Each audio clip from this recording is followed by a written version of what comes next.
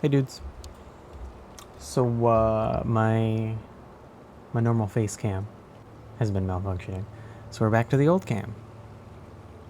Technically it's the cat cam now. Anyway, I am exhausted from playing Destiny like all weekend. Slept like 8 hours. So, you know, I might just be babbling nonsense today. Anyway, we're gonna continue Path of Exile. So I gotta hop into chat with Vass. I boosted my life. I got like 200-300 more life. Oh, and more energy shield. Quite a bit more energy shield. Alrighty. So I'm good to go whenever Vass is. He is currently deafened and muted, probably talking to his chat. What's this? Oh, right, we have a mine encampment now. Right. I should stay muted, so when he unmutes, I don't, I'm not just blathering about nonsense mid-sentence. Okay, so, chat said we could not do this until, like, end game. Right. We gotta go into the beast. He's residing in the Black Core. Malachi is residing in the Black Core. Interesting. I don't remember that actually being specifically said.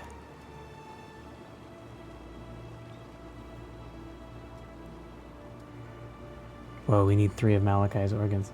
Hey, Crazy Pants. Oh. What the hell? I didn't hear the hello thing.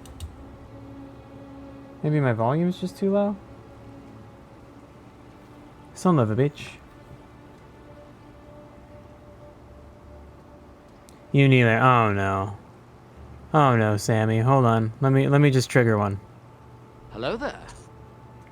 Well, that one worked. You also can't hear Vass. Well, that sounds like maybe a you problem. Hello, Seth? Oh, hey Vass. How's it going, dude? Hello, all good. What about you? I'm very tired still, but I'm doing good. I had fun. Didn't recover yet? No, absolutely not. The older I get, the more I question what I'm doing with my life when I spend like 2 days straight playing a game and only sleeping like 4 hours each night. 4 hours each night. Okay, that's definitely not enough. Yeah, so I'm behind like 8 hours total. I had 2 nights of 4 hours of sleep, so I'm behind by like 1 full night of sleep. Eesh, that's harsh. It's There fine. is a I'll saying catch up. like people say that you never catch up with the hours of sleep that you lose, but I don't know if that's actually true. Yeah, I don't understand how that really works. Like, at some point I won't feel. At some point I'm not gonna feel tired anymore. I get that I couldn't just like let's say I canceled today and decided to just sleep the whole day. Like my body wouldn't let me do that. It wouldn't let me sleep 24 hours straight or something to catch up. Like I get that it doesn't work like that, but I feel like I'm gonna sleep an extra few hours each night over the next few days, and then I'll slowly feel better. And maybe that doesn't count as catching up. I don't know. But I think it's always a bit tricky to understand that. But yeah, you will get better for sure. You will feel better. Give me a second because somebody wrote something weird in the chat. What do you mean, James? Like, are you follower and viewer shaming me? Like, what is that comment? Oh, let me get your chat. Yeah, it was this person that you know the typical graphic designer that enter in any channel, right? And I saw the same structure in messages, so I was like, "Hey, just so you know, I'll tell you in advance. I'm not interested in that, just to be sure, because I mean the structure is typical. You can recognize them after a while. Yeah. And now they wrote a message that it's a bit weird. So I was like, is that follower and viewer shaming, or what are you trying to? What is your point with that? Yeah, I just opened your chat. That's pretty funny. I like the idea of trying to sell yourself as like a graphics designer, and you like go around and kind of neg people. It's a crazy thing to do. It's very strange. Like, dude, your shit sucks. You should pay me to make better shit for you. And then, like, everybody will come to your stream because they'll come to your stream and look at your things and they'll be like, wow, that art's really good. Yeah, I want to enjoy this streamer more now. Yeah. Like, I wasn't going to stick around, but then I saw the cool art on his little, like, About Me section and, like, holy shit, I'm invested now. That sold me. Sold me directly on that with that banner. Yeah, I had a few weeks ago, I had somebody come in that was like, oh, I want to make a bunch of things for your channel for you. And I was like, oh, cool. Yeah, if you want to like make something for free, like that'd be really nice. And then they were like, no, I can make you things at like a good, like I'll give you a discount. And I was like, hey, the chat rules say not to advertise anything. And then I just banned them. Oh, I should add that as a rule. Sure. Yeah. That's a good point. Because I think my I'll chat write a rules, mental note. For sure. My chat rules say that it's okay to like share projects you're working on, but like don't advertise. And then it says like seriously, don't try to sell anything. And that definitely includes graphic design work. Yeah, that's a really valid point. I should have a bot spamming that as well. Like every couple of minutes, I'm not interested in graphic design work. Thank you. Move on. On to the next streamer. What's interesting is when I added that rule for like a few months, I didn't get anybody doing that. And then after a while, I thought like, oh, maybe that worked. Like maybe people come and they actually read the chat rules and they're like, okay, I'm not gonna bug this guy. Like he's clearly not going to be interested in anything I would be peddling, trying to get him to pay me to make him art. But then in like the last month or two, I've gotten a few of them in here doing that. So I guess it just was by chance that they stopped advertising to me for a little bit. But oh well. Because there are many selling approaches. Like there is the human and honest one where you're like, okay, you're not interested, that I will not try. And then there is this super harsh and direct and kind of violent advertisement structure where you basically go, even if to people that are telling you, no, I don't want that, and you're like, no, you actually do need that. Buy that. Like it's super aggressive and annoying. But many people in advertisement are like that. I get it. It's hard to be. It's hard to become not even just famous. It's hard to become popular as a streamer. It's hard to get people to know you. It's also hard as like an artist to try and get people to like buy your work. Absolutely. I feel like the maybe not the right thing to do as an artist, but like one thing you can do is just make a bunch of free stuff and then also have some slightly more polished things that you charge a little bit of money for. I feel like that's the way to do it, but I mean, that's the good advertisement you can do. That's basically what we do as streamers and content creator. We do stuff for free, and eventually people will enjoy our content enough that they will start paying for subscriptions or whatever. Yeah. So it's just, we are basically doing that for free until you reach one point when you can actually earn something. But for the first part, you are not earning anything. You're just working for free, you can say. Yeah, for sure. But I guess some people think the sensible thing to do is to come and try to advertise to small streamers, which if we earn enough to pay that. Right. I feel like you should go bug like XQC. Like if you make some stuff that XQC likes, like he could pay you like thousands of dollars for a channel redesign, for sure. Man. You can get a stable contract basically there. Yeah. But oh well, I'm sure XQC gets tons of advertisements of all kinds sent his way, sponsorship requests and partnership stuff. Anyway, we should stop ragging on this guy and other artists like him. It's hard. We should be understanding. They should also be understanding. But anyway, that's why I wasn't aggressive at all. I was like, just so you know, I'm not interested, but I'm interested in Path of Exile. Yeah, me too. I spent like an hour and a half this morning going through my gear. My energy shield is like twice as big as it was before. I went from like 600 life up to like 800. I did the best I could. I re-rolled some gear. I put on the gear I could with the most like max life bonus and the most like shield bonus. So and elemental resistances. I tried to get some rings and things that have resistances. So maybe I'll survive better. Maybe. I don't know. Yeah, I also did some changes, but last week, like after our stream together, like there was Nochen Fabric and Psy that helped me to organize like skills and actually do what my character is supposed to. So now in theory, I will be even more useful. I have less skills, but they are more powerful and more passive, let's say. So let's see. I'm curious to see how it will work out. Cool, okay. Oh, it looks like Sai said that he can't hear me. Oh, how? Thanks for the info. But why? That's the question.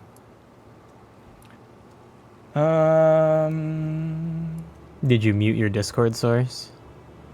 No, it's active. It should be active. Discord monitor off.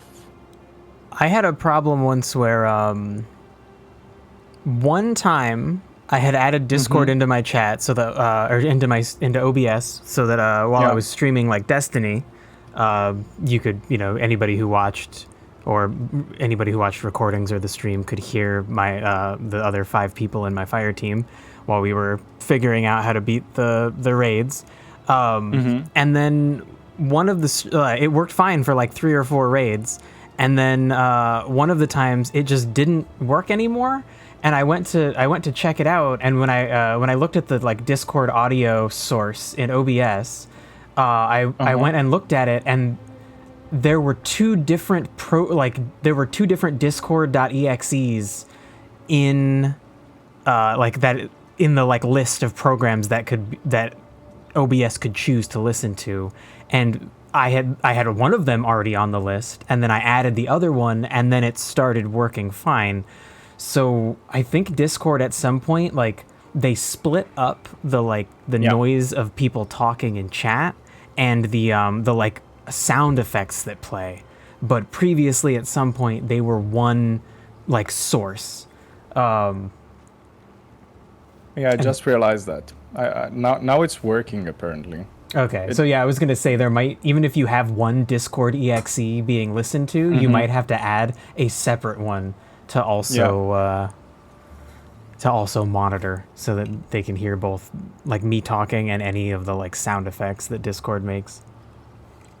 Yeah, now it should work. Super weird though. I think it's because the window title was a bit different, because the other time that I add the source, I was in this chat, like selected, and the window had another name, and then this time I was in another part. I don't know. Interesting. Either way, now it's working. All right. Cool. Thanks, Sai, for letting me know. And I also, like, in theory, Seth should be louder now, so you should be fine. Let me know. Always something wrong with OBS. Oh my god, yeah. It's not paid software, so I understand. Yeah, no, we cannot complain.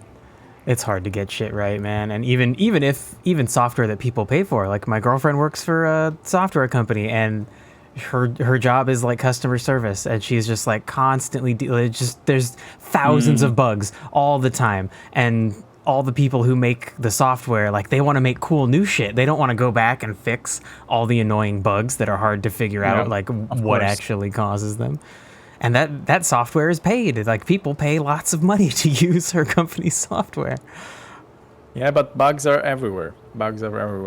Yeah. As long as we humans develop them, yeah, right. There will be bugs.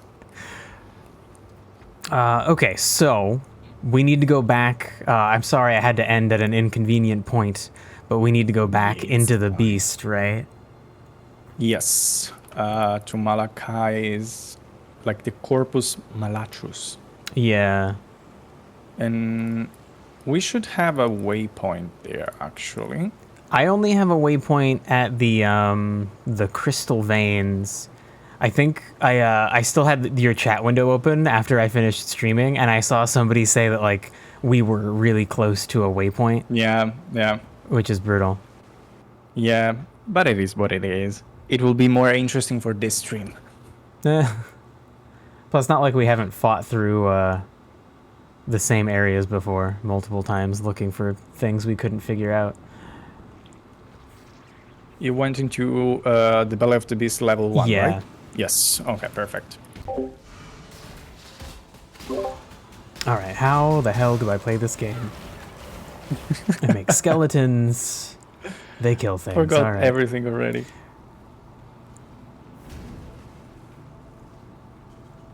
Okay, so we need to go through here and find whatever we need to find, like the organs. Right, I think we're just... do you think Malachi's organs are, like, separated? I was kind of thinking we just kill him, and then we just collect his organs. But maybe not. Might be. Maybe he's, like, turned in... Like, maybe he's actually... Because somebody said he had, like, bonded with the beast and has become part of it. So maybe he is actually... like, we're going to go to one spot and, like, destroy his heart and then collect it, and then go to another spot and, like, destroy his brain. Yeah, that might be the case. Or something. That might be the case. Thank you for the follow, Team Worm. Welcome in the chat. Oh, Team Worm. He asked me how Crota went. Team Worm, Crota went mostly great. We beat every single part of it except the challenge mode of Crota himself. So we beat all 4 encounters on normal mode, on like the normal mode, and then we beat the first 3 on the challenge mode. We couldn't beat Crota on challenge mode. It was brutal. It sucks to just run out of time. You have 48 hours to do it, and then the like special version of the raid disappears. You're talking about Destiny. Yeah. Crota's End is the new raid that came out. They brought it back from the original Destiny, and they changed tons of stuff. The original raid in Destiny 1, people figured out basically like a way to skip almost every single part. That like every raid has like special mechanics. You're supposed to do special things to like, it's like a puzzle you have to solve to be able to get to the next area or defeat the boss. And Crota's End was like poorly designed, so you could just kind of skip everything.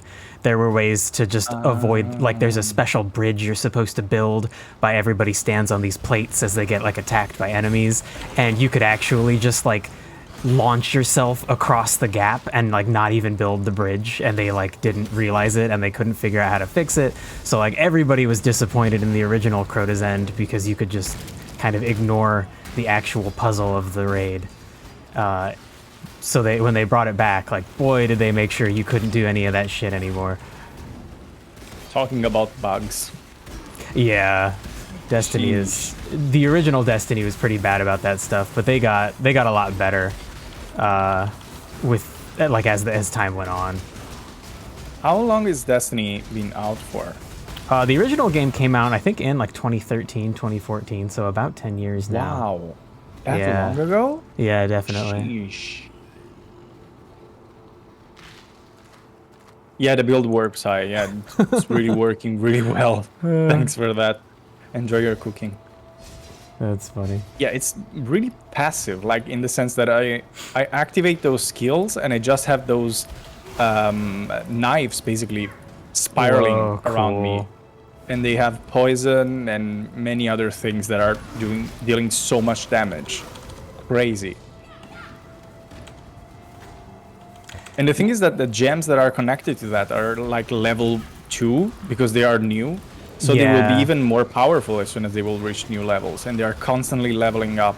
Constantly. Oh yeah, if they're really low level, they're gonna zoom up pretty quickly. Yeah, which is really cool, because I want to see that when they are like full level. Yeah, it seems like it's really important to not just get a bunch of skills, but to use support gems to boost the strength of all of your skills. Like my zombies do tons of extra damage and attack faster because of the bonus support gems that are on them. Yeah, support gems are really important. I didn't give enough credit to them, to be honest. But now I'm realizing that they make a huge difference.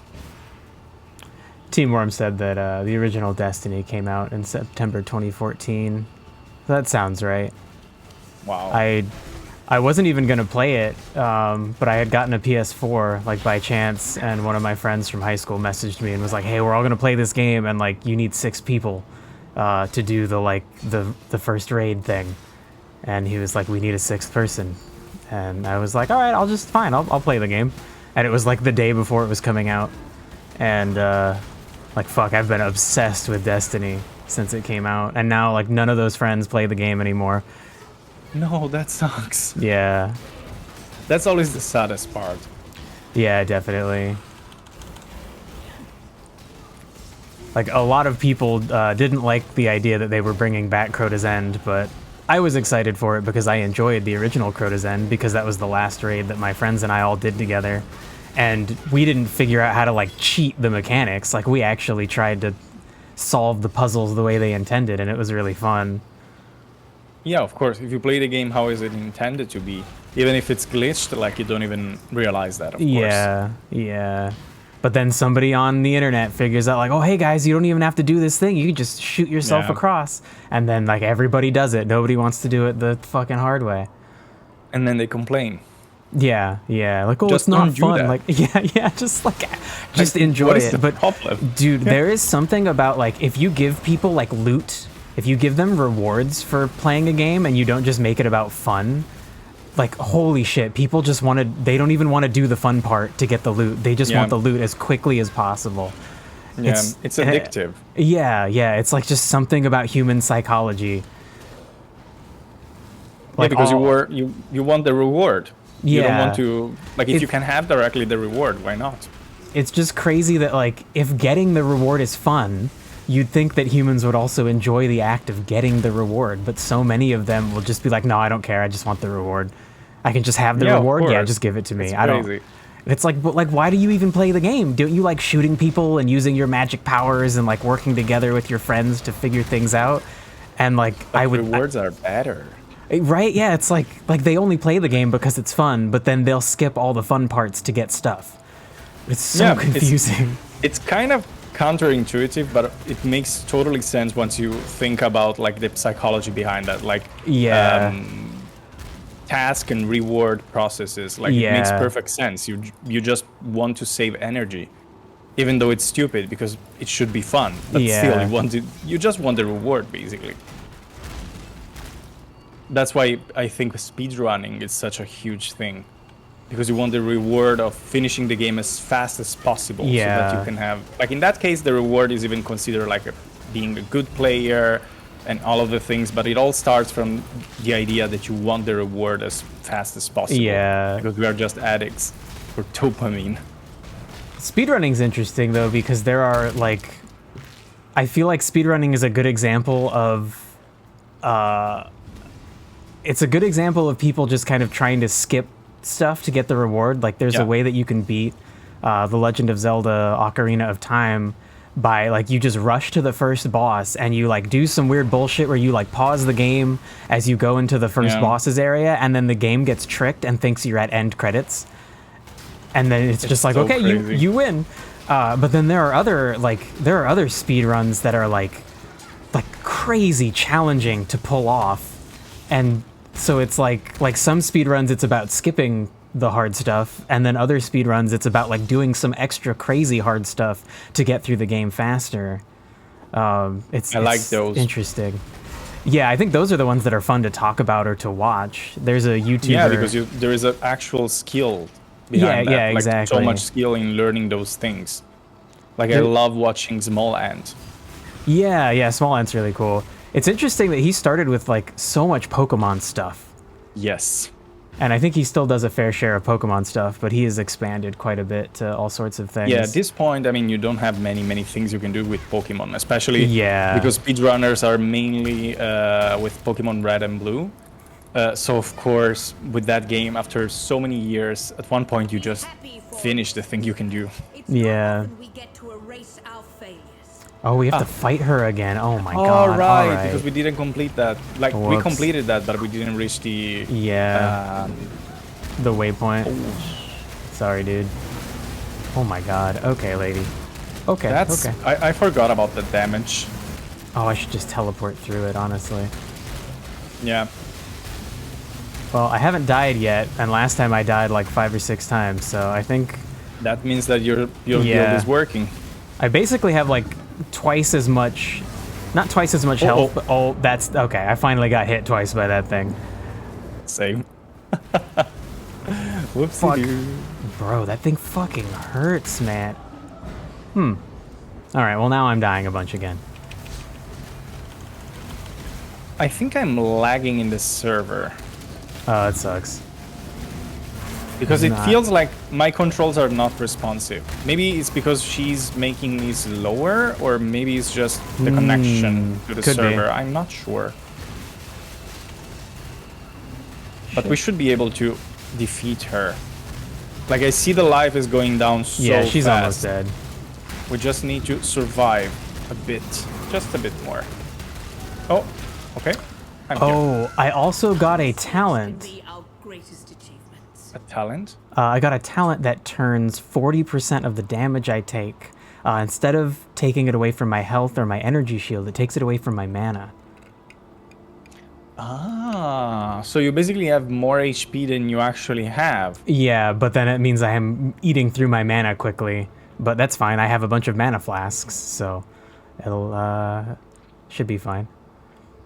That's cool. That's interesting. Team Worm said that he literally has Small Ant Mom in another tab.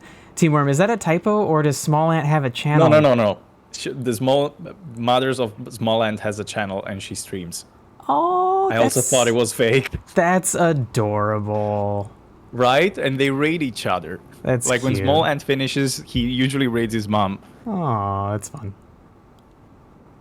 Yeah, they are really wholesome. Like, as a family. It appears, at least on Twitch. Yeah. That they look really wholesome. Okay, I guess we go to the harvest. Yep.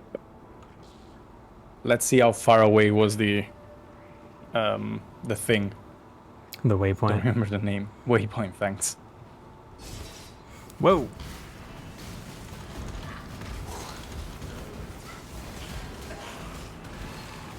Molten Strike. Well, kind of looks interesting. What's that look like? Oh, shoot. Guys. Whoops. I accidentally opened a door that had guys on the other side of it. It's fine. These dudes are so easy. The problem was piety. Yeah. The way that you refill your healing and mana flasks by killing enemies makes bosses that don't have a bunch of enemies spawning like really hard to deal with. Yes. Yes. That's why I still need to understand what should be the approach with boss fights. Yeah. I feel like you just have to be cautious. Oh, I see the waypoint. Well, on the mini map. Really close. Yeah. I guess I should try to watch time better, and then if there are PoE players in chat, like it's not like it destroyed the run or anything. Yeah. Don't worry. I could have just, played another 10 minutes or so to get to the next waypoint. It would have been fine. Before we walk this path together, it's important that you understand one thing about me. I don't regret a single thing that I've done. I set out to raise humanity up from the cloying mud of its fleshly ignorance. My mistake was not in the aspiration, but in the execution. Now I intend to correct that mistake. Really, I'm not helping you, Exile. You're helping Juicy me. organs. So, have you found those juicy Wouldn't organs say for that, me but yet? sure, Piety. Is she gonna eat them or something? I have this impression. Like, it feels like she wants to eat them. Well, I don't know how I feel about that. It's always funny in games like this, the weird way that you're a story's being told to you, but you have to actively beat the bosses and go to the new areas to have more of the story told to you. And then you get to points like this where you're like, okay, so the only way I go forward is by getting this guy's organs, and then you're going to do something with them. And I don't know if I like what it sounds like you're going to do with them, but I either have to not see any more of the story, or I have to do a thing I maybe don't want to do. And it's always do the things that we don't want to do. Yeah. That's basically the game's objective. Okay, it says you must kill all 3 of Malachi's guardians and deliver the organs to Piety to access the Black Core. Okay. Okay, so sounds interesting. We go elsewhere then. Probably. And I guess we need to explore and find everything we need. Okay, here I think it's a block. Oh no, there is another path. Okay. I love that the treasure chests here are cocoons. Yes. I like really this attention to detail that they have here. Yeah, that's one of my favorite parts about Destiny is the art team is like world class. They do such crazy shit for all of the different environments in the game. Yeah, I mean, you have to. If you want to keep a game top quality, you kind of have to. Shit, I clicked into an arena and now I can't come back out. And then I'm here. Great. Oh, we need to kill Maligaro, so it's fine. Ouch! What the? I took so much damage out of nowhere. Me too. Ow, fuck. Those little void balls on the ground like explode.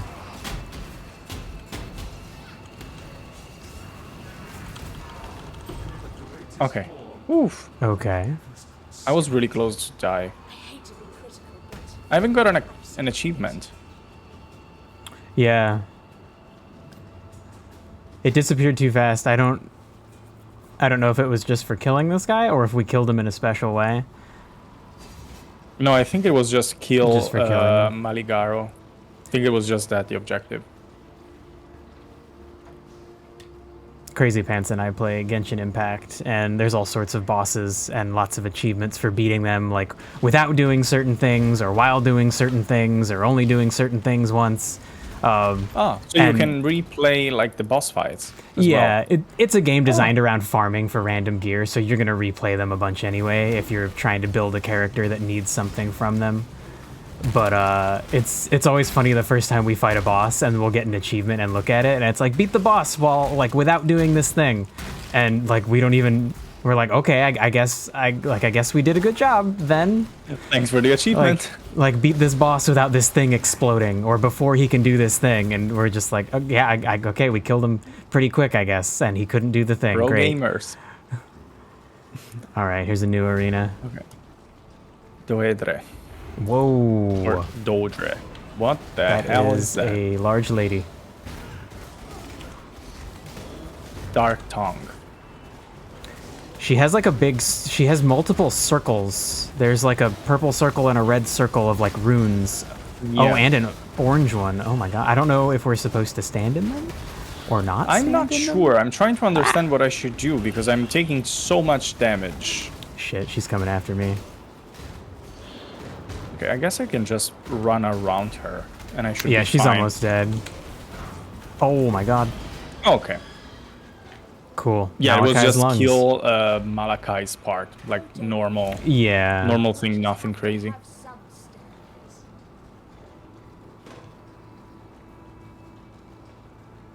Okay, so we have the heart, we have the lungs, we are just missing the brain.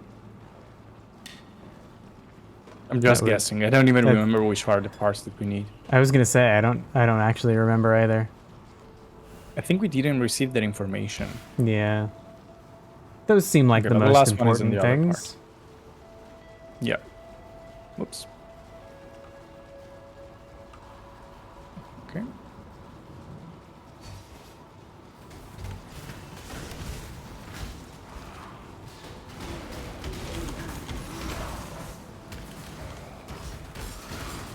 Oh, there's guys behind us too. Oh. Didn't realize that. Okay. It's probably here then. Ooh, there is a strong box. Cool. We might as well do it. Tell me when you're ready. Yeah, I'm ready. 2 strong box actually. Interesting. Oh, I didn't need to do that, but okay. Oh, that's fine. I bet we can take them all at the same time. Yeah, as long as it's not piety, apparently. We are yeah. fine. Ah. Essence. Oh, also, do you have like a minion thing? That little like scorpion guy? Actually, what the fuck is that? I do. I'll point it out when I see it yours. again. No, it's definitely not. Well, I'm pretty sure it's not mine. Oh crap! I just picked up 2 things really quickly. Fine. It's fine. It's fine. It's fine. Take it. Oh, essences. I actually realized that there was something, but I thought it was yours. No, he's definitely not mine. And I'm curious to understand what's that from. Maybe that's the support gem? I don't know. Yeah, there's a support gem I have, but I can't use it. Yeah, that guy. That's him. Seems like he's on our team. Cool. There's a support gem I have, but I can't use it because I don't have a slot for it. That makes like a floating weapon. If I get, oh no, yeah, I can summon a floating weapon. There's another one that if I get a kill with like an arrow, it'll summon like a spectral archer to help me. So it's probably something like that. Like you don't have to actually summon it, but if you do something, it'll appear. That's cool though. I like that scorpion. Yeah, he's kind cool. of sick. I'm gonna listen to this lore thing.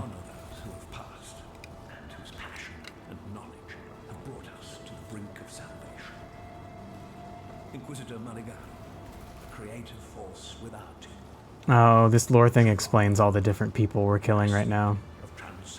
Oh, okay. I'm fighting with this penis thing that I don't know what it is. I'll be there in a sec. I'm just here with my scorpion. My friends, we strove to make a greater world together. And in your memory, I shall make that world a reality. Okay. Heavy belt. Do you need it? I don't. I can't even see it. No, okay. Perfect. I would assume that means no. But I would like to find a belt that gives me some health or an energy shield. Oh, I think or we're mana back. at this point. Yeah, good point, yeah. Alright. Oh, this lady looks cool. Ooh. Whoa, a bunch of books. Harry Potter shit. They like shock all around them. That's really cool looking. Chevron of Umbra. Oh my god, they are everywhere. Oh, she's on the other side now. Ouch. Okay. Oh, his entrails. Oh, the entrails. Of course. Right. Right. Was Crap. that one? I don't have any room for them. What? The entrails. Ah. Oh, actually, shoot, I want this mana flask. Okay, we'll just get rid of that for a second. Get rid of the bow, replace it with... Okay, alright. Alright, we're good to go. We're good? I believe so. Yeah, there's nothing else to loot in here, it looks like. Actually, I think I want to change armor. Yes, I will take this one. Perfect. Let's go. Oh, wait, there's an armorer's scrap. Grabbing that. So we need to go to Piety now. Yeah. And I think we can go from here. Yeah. Yes. Not here.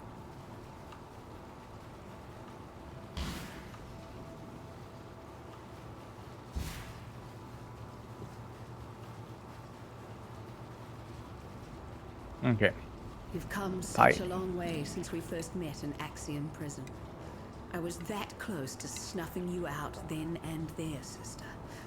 But now look at us, working together to destroy the greatest terror that Rayclast has ever known. If I were the crying type, it'd bring a tear to my eye. Thanks. Compliments. Did she give you compliment as well? Yeah, she was basically like, I thought about killing you when we first met, but like now look at us. We're working together to like save the world. Besties. Ooh, I might want to put... Yeah, I think I want to put this mana flask on. Let's see, which one is my worst one? Yeah, we'll get rid of that. No, they start empty. Right. Well, okay. I shouldn't have switched mana flasks right now. Oh, well. We'll make it work. You ready? You did the mistake, yes. I had that as well.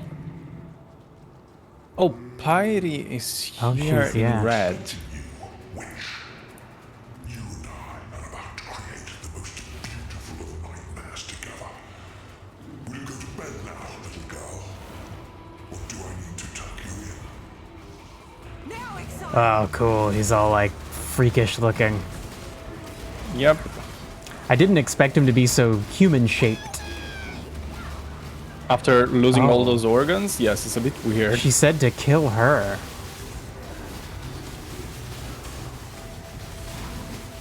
She's, like, hostile again. So if we kill her, maybe it'll weaken him. Oh, now she's back to normal.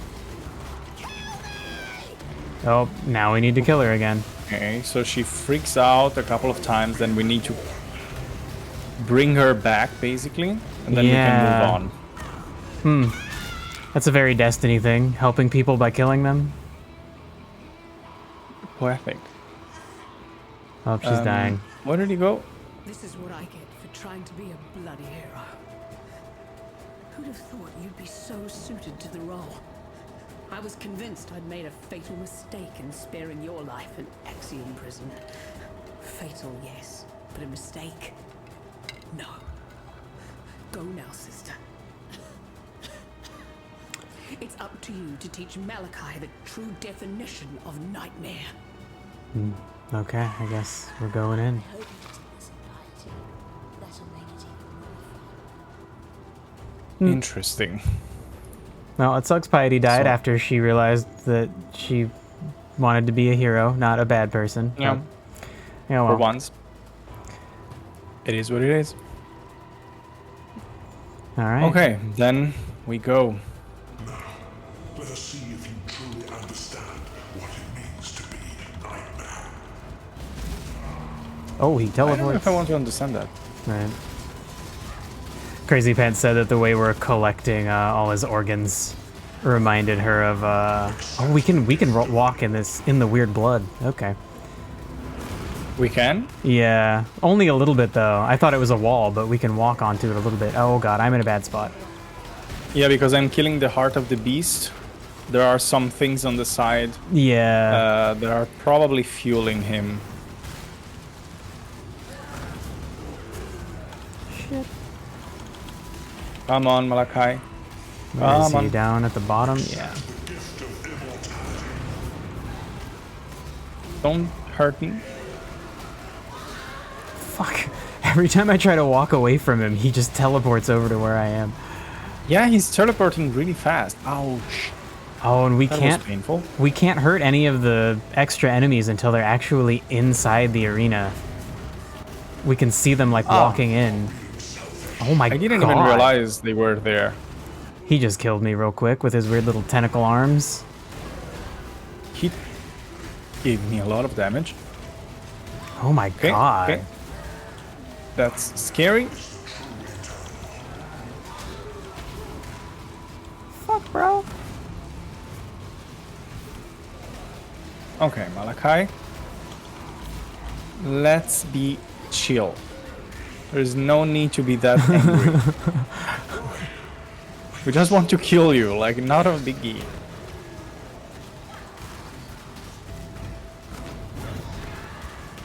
Where the fuck? He's up at the top, he must be.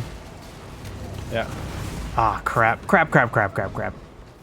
Just got hit by two things at once. Never a good thing.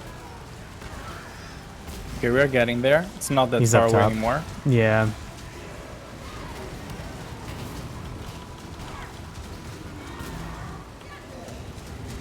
Okay, we're... Oh my god. Bro. There you go. Great. Fully clear.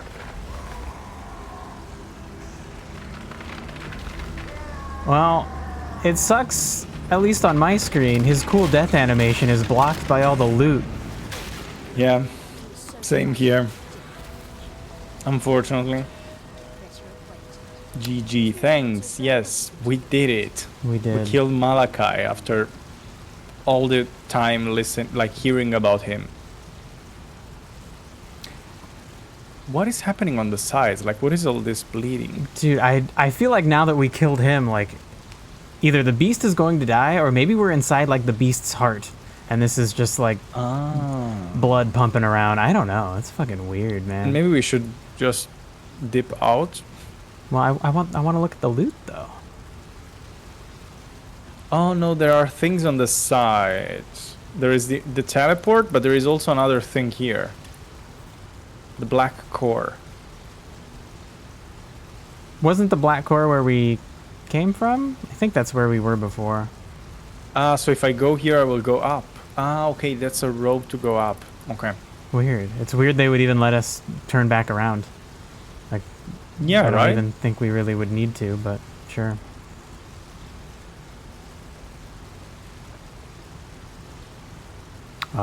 Oh yeah, I started to say the way we collected Malachi's organs. Crazy Pants said it reminded her of when we were playing Divinity Original Sin 2, which is the game made by the people who made Baldur's Gate 3. Elves in their universe can like eat body parts of people and like see their memories, and so like both it was Val and our other friend, or Crazy Pants and our other friend Booski, would eat people's body parts because of their, like, they were able to, and sometimes they would get a memory that like increased their skills. Okay, that's a really weird way. Yeah, but really yeah, interesting. it was super weird, but she was like, we'd be like, "Ooh, we found a mangled leg!" Like excited the way that we were like, yeah, "Oh yeah, tasty. we got his entrails!" Like, woohoo! Yeah. Snackies. But yeah, you would eat them and sometimes get a memory of like shooting a bow and arrow or something, and then like because of the way the memory affected you, you would be like better at shooting a bow and arrow now, or casting a spell if you had a memory of them like casting a certain spell. It would like teach you to be better at those things. I mean, it's an interesting concept. Yeah, it's pretty cool. Okay, so we're only on Act 4, and that is like the biggest, baddest guy we've heard about so far, right? Yeah, so what's next? Yeah. What cannot be understood should be feared. It is the first rule that Who's the next bad guy? There is no shame in my saying this. I fear you, witch. Okay, that lady just said she fears me. All right. I mean, we killed a huge bad guy, so yeah. Makes sense. Makes sense. And the whole of Ray class will learn about it, one way or another. So I guess this is the happily ever after they promised us when we were kids, right, Vanya? For us, for Ray class, maybe. What about you, sister? Do you even know what that looks like for you? This relationship is so toxic. Yeah. Piece of it. I feel like they're supposed to be like those annoying like twins or siblings that are like weirdly close and just always like finish each other's sentences and shit. It's always so creepy. I don't like that. Yeah.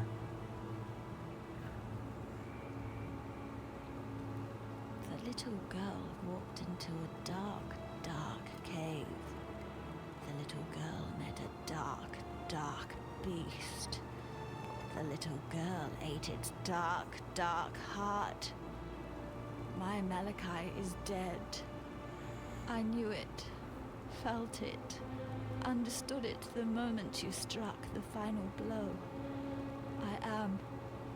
I was the Gemling Queen, and now my king is dead. We dreamed only the greatest dreams, Malachi and I. A truly eternal empire, eternal life, eternal love, a future no longer afraid of the past. Eternal lies, eternal loss. Those are our true gifts to Rayclast. This land could not have asked for a worse king and queen. Rayclast leaves the past behind it now. Malachi's past. My past. It thanks you, not a cockroach. It loves you. I wish that I could do the same. Still I live. So sad. Yeah, it sucks for her. That really sucks. I was right to have faith in you, Cursebreaker. You have succeeded where we have failed. You have slain a creature that was thought to live forever in the minds of those who came before you. Vol, Daresso, Kaum, Deshret, the greatest champions Rayclast has seen in the last 300 years. You stood where they fell. Now you are the champion of champions, and Rayclast should bow at your feet in gratitude. You certainly have my gratitude, and that of my Akara. We have been exiled from our land by fear and misguided duty. Now we may return, to ride where we will, live how we wish. Cursebreaker, giver of freedom, we thank you. Cool. Cool. Go where you are The needed. thing is that it's just my impression, or this act was really fast compared to the others. That's Like, a I good feel point. like we just came here into the city, and it feels like now it's over, and we will need to move on. Yeah, I think it took us like 2 full acts to get through each. Or oh my god, sleep deprived brain. It took us 2 full streams to get through each of the other previous acts. Yeah. And this one was over in 1 1/3 streams. Yeah, So, yeah. basically. Definitely shorter. Ah, witch. I knew you would embrace the beast. Yet, I couldn't know that you would squeeze the very life from it. Honestly, didn't think you had that much love in you. Now, one thing remains to be seen. Your regard, your touch, your embrace can mean only doom for the loved. Please, choose your loves wisely, witch, lest you break poor Oriath's heart. Yes, that's right. Oriath. Upon the mountain high, a gateway has opened. One that shall lead you back home. Hurry. For as the death throes of the beast soften and still, I see the gate beginning to close. Follow your heart, witch, no matter how dark it becomes. Okay, so now we can access Tortured yet that thing that was blocked. Yeah. Oh, it's a squirrel. No. What's the name of this animal? Where are you at? Here, do you see this tiny animal? Like, it's a monkey with stripe. No. Like, there's nothing it's here that for kind me. of. It's the one that was also in Madagascar, the animation movie. Oh. I know the Italian name, but I don't. Crazy Pants guessed lemur? It's probably a lemur. Exactly. Yeah. Exactly. Lemur. I didn't know that was the English name. It's exactly the same one in Italian, basically, but you just add a vowel at the end. I wish there were more things like that in every language. Yeah. So where do we actually leave from? Here. We need to, because this door was locked, I think.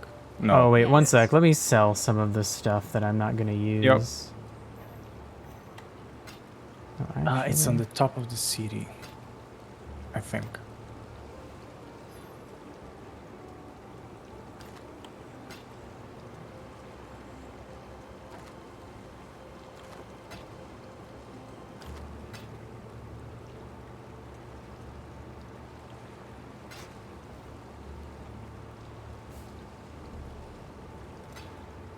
Bye. The guy we just talked to called it the Ascent, right? Okay, found it. You need to go back to the Ala, and then it's basically there. We didn't see there was another path. Oh my god. Okay. Yeah. Kind of weird that we didn't see that. Yeah. Dude, things like, as I get older, I miss such obvious things like that. Same here. Same here. I'm too old to notice things. It is kind of shoved off in the corner, but yeah, we probably kind of both hidden. should have. So he said we're going back home, right? Like to the place that we got exiled from, I guess? Whoa. It felt like we need to go first to the top of the mountain, and then we have a portal there. Yeah.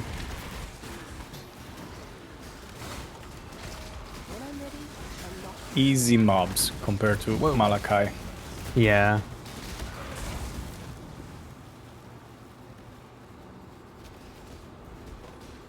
That kind of makes sense. This scorpion, spider, whatever that is, I don't know what. I don't even remember signing in for that.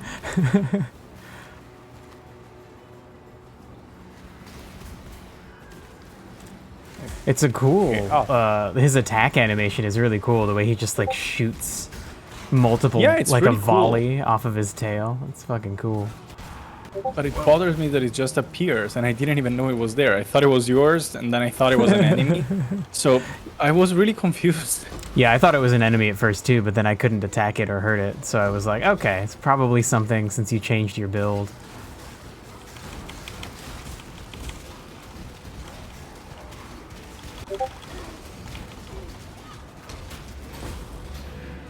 Whoa. What's that? There were 7 alteration orbs of shards. alterations. Sheesh. That's a loot. Whoa. New level. Let me get out of here. Oh my god. What? Are these event things? What is that No. symbol? Yeah, that is a weird symbol. They're like special and glowy.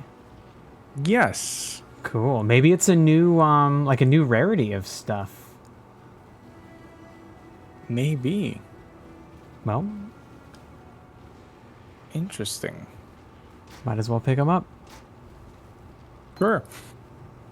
It's probably an event because I thought it was an event active Oh. when we were logging in. So maybe there is an event that drops this kind of things now.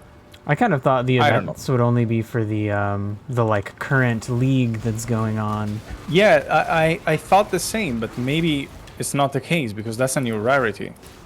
Those are fractured item with fixed mod.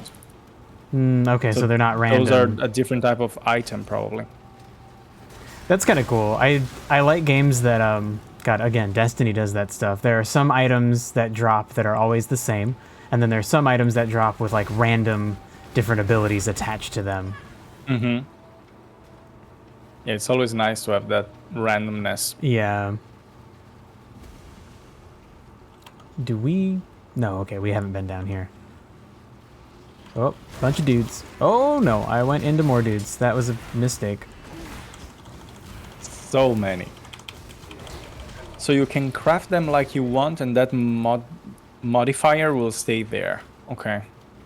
Interesting. Yeah, I need to, today, before the stream, I dealt with fixing my equipment. I think next time before we stream again, I'm gonna go mess around with the crafting and see what we can actually do with the crafting Yeah, the system. crafting is definitely something really important that we have zero knowledge about, or at least I don't. Yeah, same. I think somebody said that you can like you can take rings and stuff and you can like craft a little like addition to them to give them an extra like elemental resistance or two. Oh, you found a bridge. Okay, I'm coming. If you get some really good modifier, those are really expensive.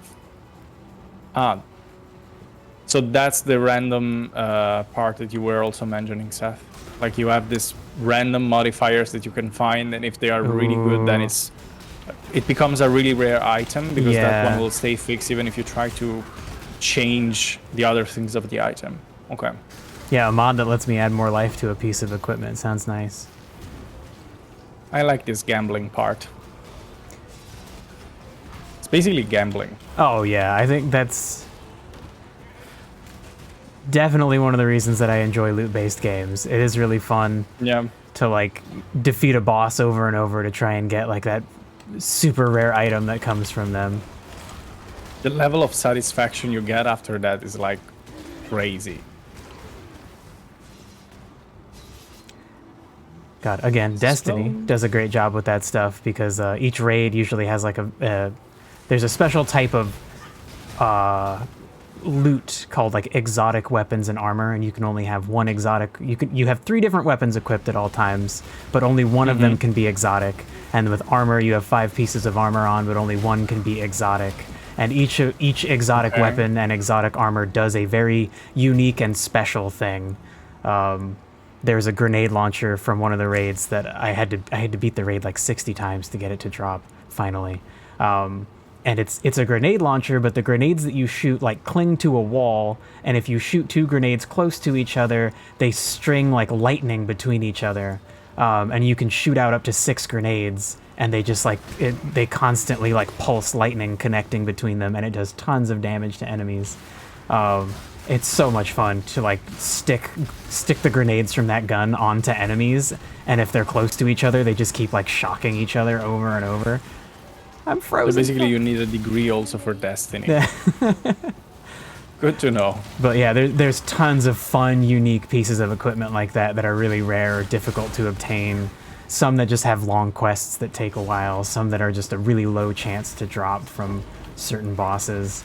And they're not just like really good stats. It's like once you get them, you're like, oh cool, now I can do something I couldn't do before.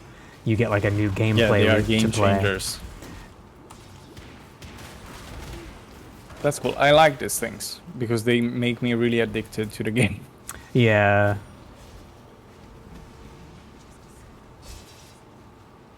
Okay, I feel like if we go back, we are going down, so we need to go up. Because so there is a part where we can still go up. Ouch.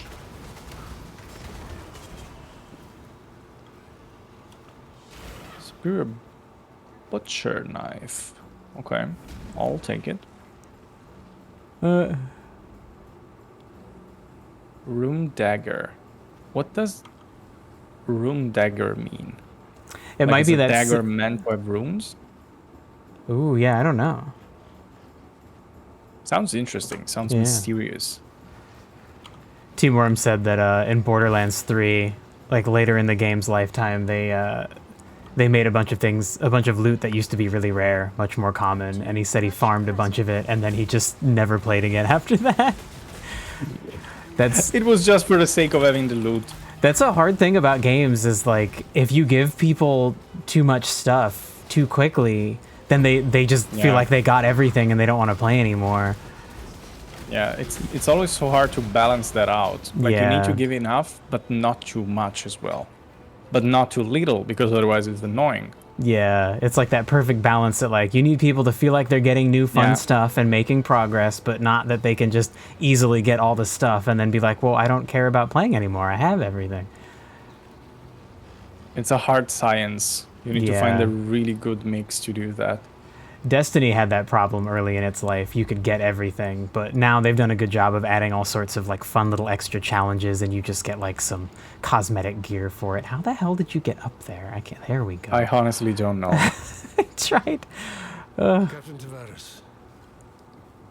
Altitude is imperative. I clicked there and I magically went there. Power source is equally vital. Locate a fissure in the mountainside and lower a conductive cable into it. The deeper, the better. It will take an immense amount of thaumaturgical energy to execute the successful disintegration and transmission of objects, both inanimate and animate, between Highgate and Theopolis. For that kind of power, we must tap the origin. I needn't remind you of the consequences should either of those elements prove deficient. That is why I would like you, Tavares, to be the first to test the resonator once it is operational. Of course, it's Dominus. It's a perfect counterweight to ambition. It's always Dominus. By Templar Dominus. That's a cool... Oh, that will be probably the new bad guy. Yeah, that's what I'm imagining. That line, accountability is the perfect counterweight for ambition. That's really cool. Yeah, I mean, they have really good lines in this game. Yeah. I'm gonna click the lever. Really, really nice. Okay. Well, I guess this is our portal back. Let's go. The slave pens. Well, okay. Oh, there's somebody up top. Oh, they waved at us. Escape the slave pens. Okay. Okay. Well, we have a waypoint. Nice, okay. Act 5. Act 5. Ooh, cool map. Yeah. You have successfully reached Oriath, but are trapped in the slave pens. Find a way to escape. All right. We will. We definitely will. Seems like a bad idea to trap somebody in slave pens if they I can summon giant beasts and shit. It's not the smartest call. I'm gonna just break my way out of here, people. Hi, Malcolm. All good. Whoa. Comment ça va? French. Just out of nowhere, sure.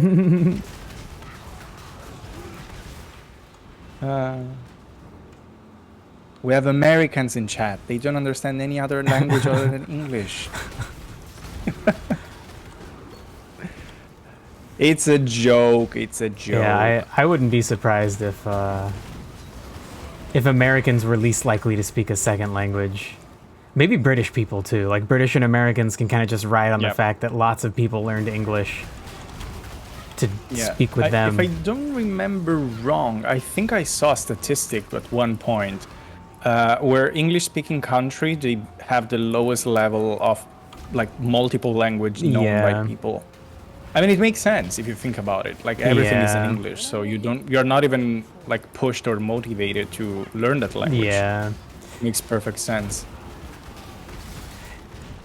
It sucks, thinking about trying to learn a second language. I'm which fucking other language should I learn? Whatever language I learn, it's only useful in one or two places. Yeah, and that's cool. But then fuck, I want to learn 8 languages, and that's impossible. My brain can't handle that. My brain is too small for that. If somebody was look, I'm gonna pay you thousands of dollars, that'll be your full-time job, learn a bunch of languages and go explore the world, I'd be okay, cool, yeah, then maybe I can handle it. But otherwise, yeah. But if you don't speak English is an obvious second language to learn, right? Yeah, exactly. It's the first one. It's the main one you need.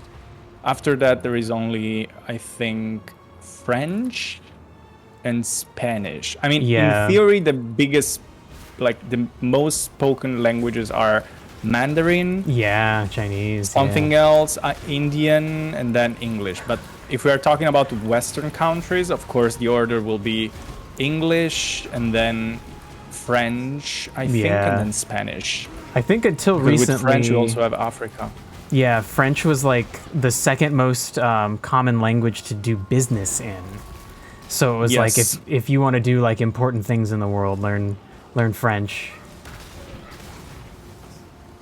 Team Worm said that I should learn Esperanto, which is that language that was created by a collaborative effort of government agencies and scholars to try and make a language for the world. Okay. A sensible language that everybody could learn to speak. Japanese people have trouble pronouncing R or L's. It would try to avoid problems like that and tried to have simple grammar and logic to it, but it just it just did not catch on. Nobody fucking cared. This is really disappointing. I never heard of this one though. Probably because it didn't catch on. Rather than French. No, German is spoken only in Germany. Germany has just 80 million people, and French has France, Then you have Canada, part of Canada at least. Yeah. Then you have the South Africa. They speak mainly French there.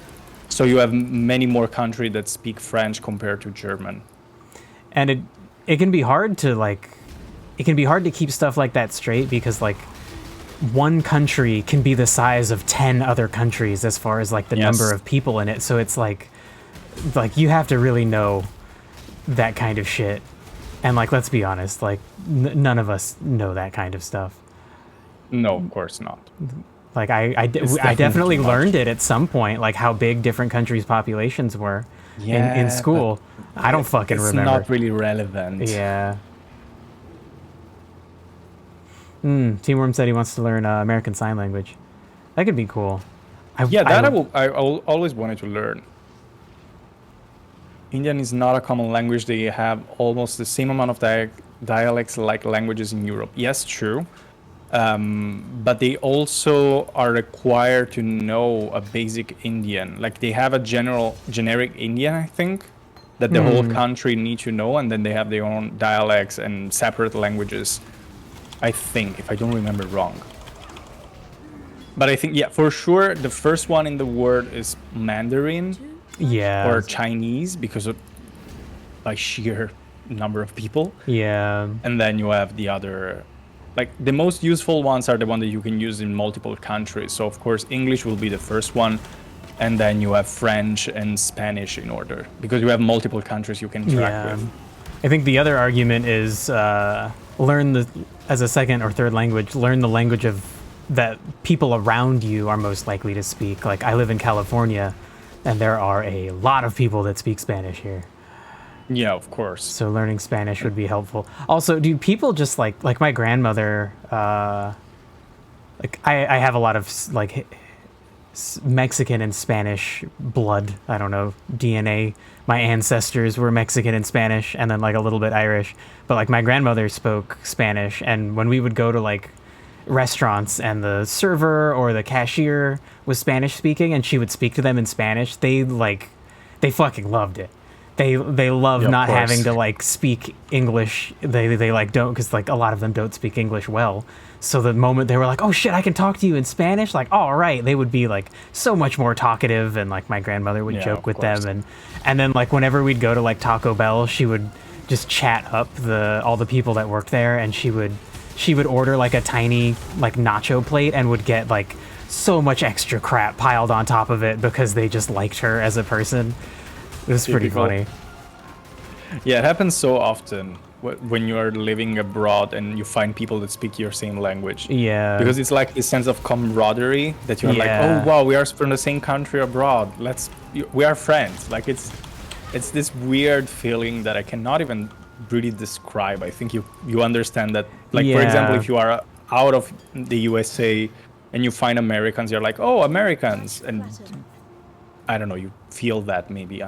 It's a weird feeling. I don't even know how to explain that. Yeah, I feel like it's like you're finding familiarity somewhere you didn't expect it, and it can comfort you if you're like, man, if you're on vacation, that's one thing, but if you're trying to like make a new life in a different country, like I'm sure you've had that experience moving to Germany, right? Like just sometimes it'd be fucking nice to run into somebody like, I don't know, with like a Sardinian accent, right? Like I know you've said you don't like your Italian accent, but I bet if you hear someone speaking it after you've had like a rough day or something, it would be like, oh great, I could just talk to you in like my native tongue.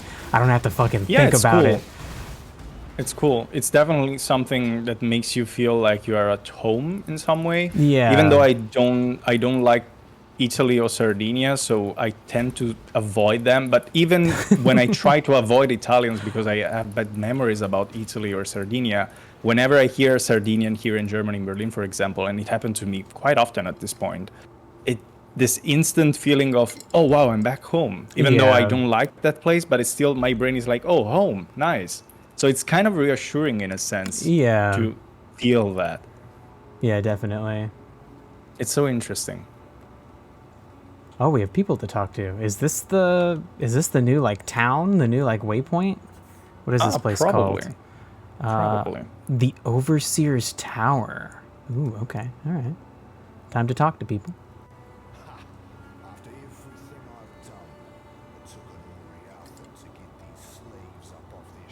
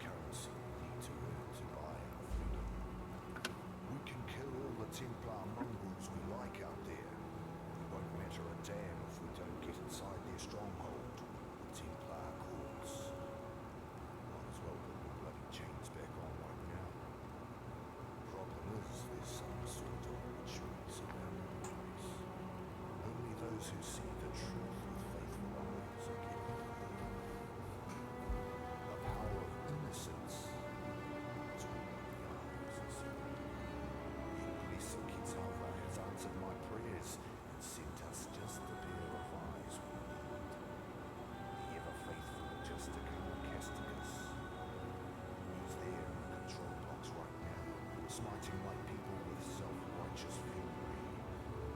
Find him, rip his faithful eyes out. Then I'm sure the good Justicar will be kind enough to see you to the Templar quarters.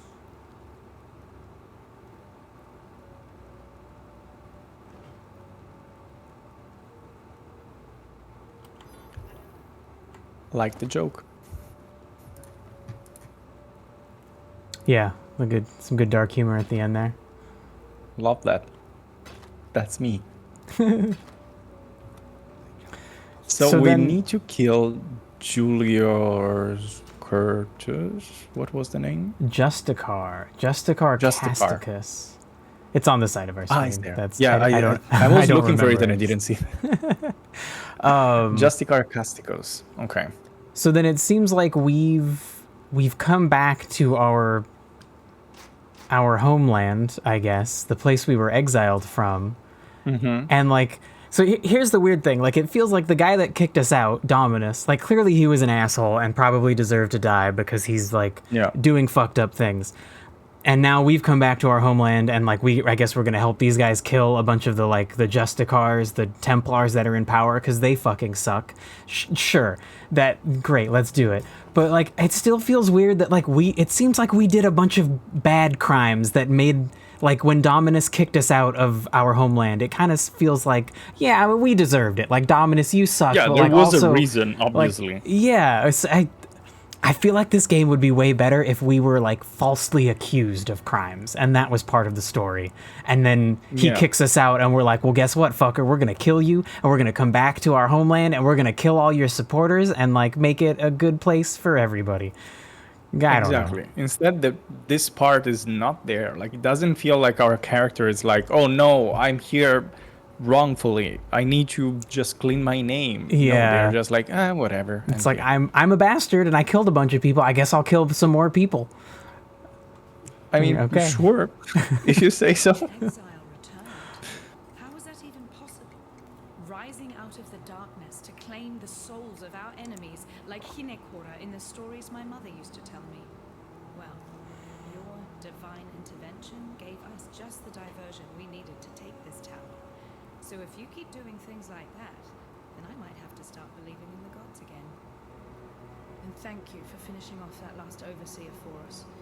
I don't know what sort of mother could have birthed that land-loving whale, but we were lucky he wasn't here when we took this tower. He'd have spread us across the floor like butter on a piece of bread. Here, take something for helping us in this hopeless fight of ours. For freedom. Ooh, rings. I do like some rings. Cold resistant, fire resistant. Okay, so this is basically just resistance. Yeah, a lot of one element or a little bit of two. Ooh. I don't know what is better, like, honestly. The min-max attitude in my brain says just grab... Like, instead of having one good fire resistance ring on and one good cold resistance ring, you could have two good fire and cold resistance rings on, and it looks like you'd get a little more of each. So you would go with just single one.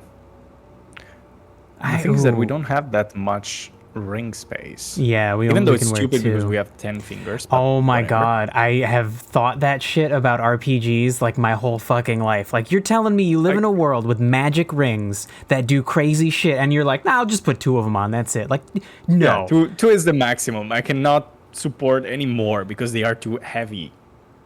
Like, if they gave you, like, if they did the things they did, like, there would be people wearing like 80 rings. They would just be shoving them onto their fingers, like their hands would be useless. But they could, exactly. They could have like 100% fire resistance and 100% cold resistance and bonus intelligence and tons of other shit. Like, of course people would do that. Like, come on. No, you just limit yourself to two. One per each hand. There's a... and just one necklace. Just one. Yeah. There's a World of Warcraft like trading card game. I think it's in this game. There's a you can only wear a certain amount of rings in the game, but there's a card called Bling, and it says you can have 10 rings, and the picture on the card is a character's like fists, a character's fist, and they have a ring on every single finger. And That's how you're supposed to use rings. Right? I know. Yeah, dude, it's fucking dumb. Weird logic. It's just the limitations of a game, right? Yeah, they're trying to balance that, but like logically it doesn't make sense. Yeah, I think that like being able to balance your game without doing something like that, without breaking the theme, is so hard. Yeah, but I mean, you could do that just by reducing the bonuses you have in each ring. I bet like it wouldn't be that hard. So I bet someone's tried that, but then think about how actually annoying it would be in this game if you had to think about 10 different rings you had equipped. It would be so annoying to manage them. Like imagine we go to do a boss that's like fire damage, and so I'm like, okay, Vass, you and me need to put on our fire resistance rings. Like imagine going into your stash, grabbing 10 different rings that all have fire resist, putting all 10 of them on. Like that sounds like a pain in the butt. Okay, fair enough. Then why not a gauntlet? Oh yeah, that would be interesting. Like Thanos one. Like yeah, you just have like a little like gems you put in or something. It might still be annoying. I don't know. It's fucking hard. There must be a reason if no RPG did that. We are not exactly. The geniuses here. We are probably the dumbasses that are just being like, oh, it's so easy. Why don't you just give me all the rings in the world? And it's probably, there are so many limitations that we are not even think about it.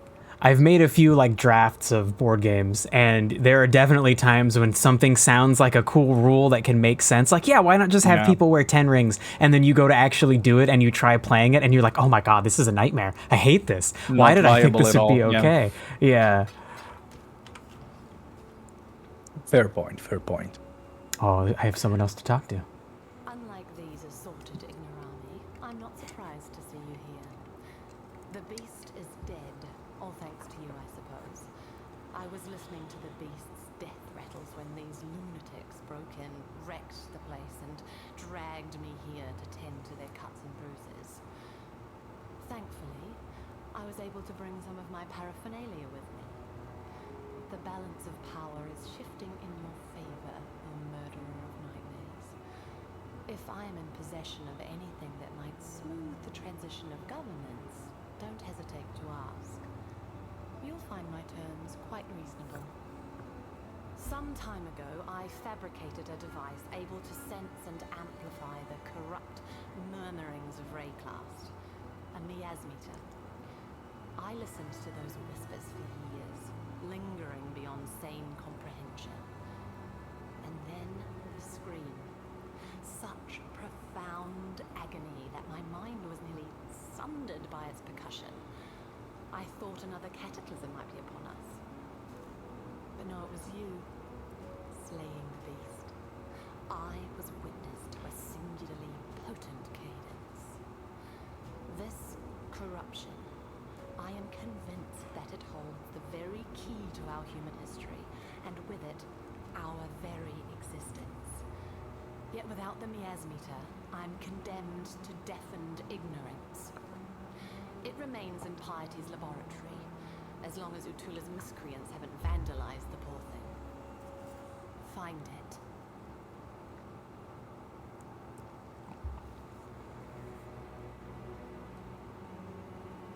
Interesting. Was it just me, or the pronunciation of laboratory was a bit weird? Like, what is the pronunciation of that word? I think you can either say laboratory is like I don't know, like a non-American way to say it, but usually it's just laboratory. Like you would kind of ignore the O in it. Yeah. Oh, maybe it's British. Or actually British. Yeah. And even within Britain, there's like Cockney is a unique like dialect. There's like 3 or 4 different, like posh people have a different accent. Like the higher class have a different accent than the lower class. So God, and then it's also so fucking hard. In America, there's like the same thing. Like Boston and New York accents are unique too. Yeah. So it might. I don't know who actually says laboratory, but there's definitely somebody who does. So weird. So weird. But yeah, and when we were forgetting about the toes rings, by the way. Oh my god, yeah, I saw that comment from Sai. That's fucking... Dude, I would, like, I can imagine myself. If I was a fucking, like, wizard in a magic world, I would be shoving rings on every single part of me. If you could wear rings on a necklace and have them work, I would have a necklace with just thousands of rings. Right. If I, like, you can even have ringed earrings, like... Yeah, sure, that too. Like, just I would rings everywhere. Okay, Team Worm is saying that that laboratory is British. That makes sense. Yeah, yeah.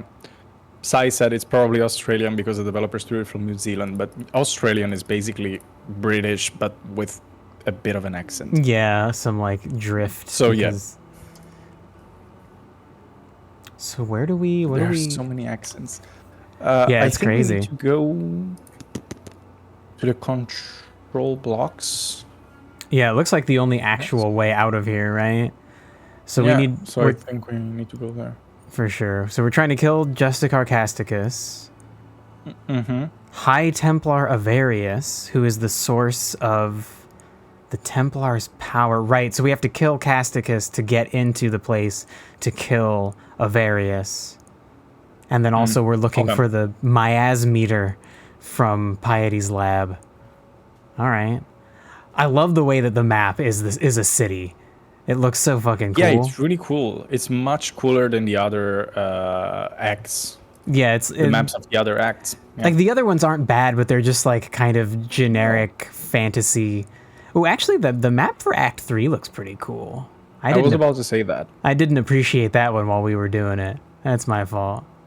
But the fifth one is better. Like, yeah, it looks more definitely. clean. Yeah. All right. Oh, let me spend my skill points real quick. I know exactly where I'm gonna put them.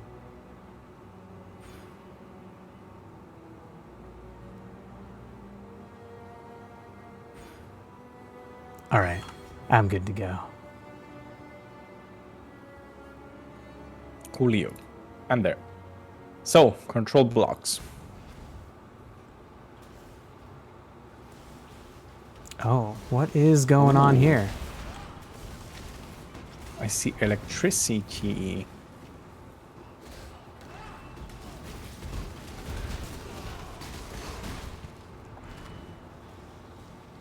You can definitely tell the game is getting more polished as we go further and further into it. Yeah, exactly. So I just mentioned that the first 4 acts were designed in 2013 by a few guys in a garage. So of course, that's everything so was less polished. It's so fun to like when games come from that kind of origin, like just a few dudes with a dream. And they made it. Yeah. Crazy, right? And like I'm sure thousands of little groups of people have tried something like that. Like, hey guys, we should make like Diablo, but like good, and we'll make it free, and people will just pay for cool cosmetics. And like I bet most of them fail, but it's so cool that they succeeded. Yeah, it's nice to see when like skill and creativity is being recognized, and people actually appreciate that. Especially when you hear the stories and they all started from this garage. Like even Windows. Yeah. And that's so cool to me.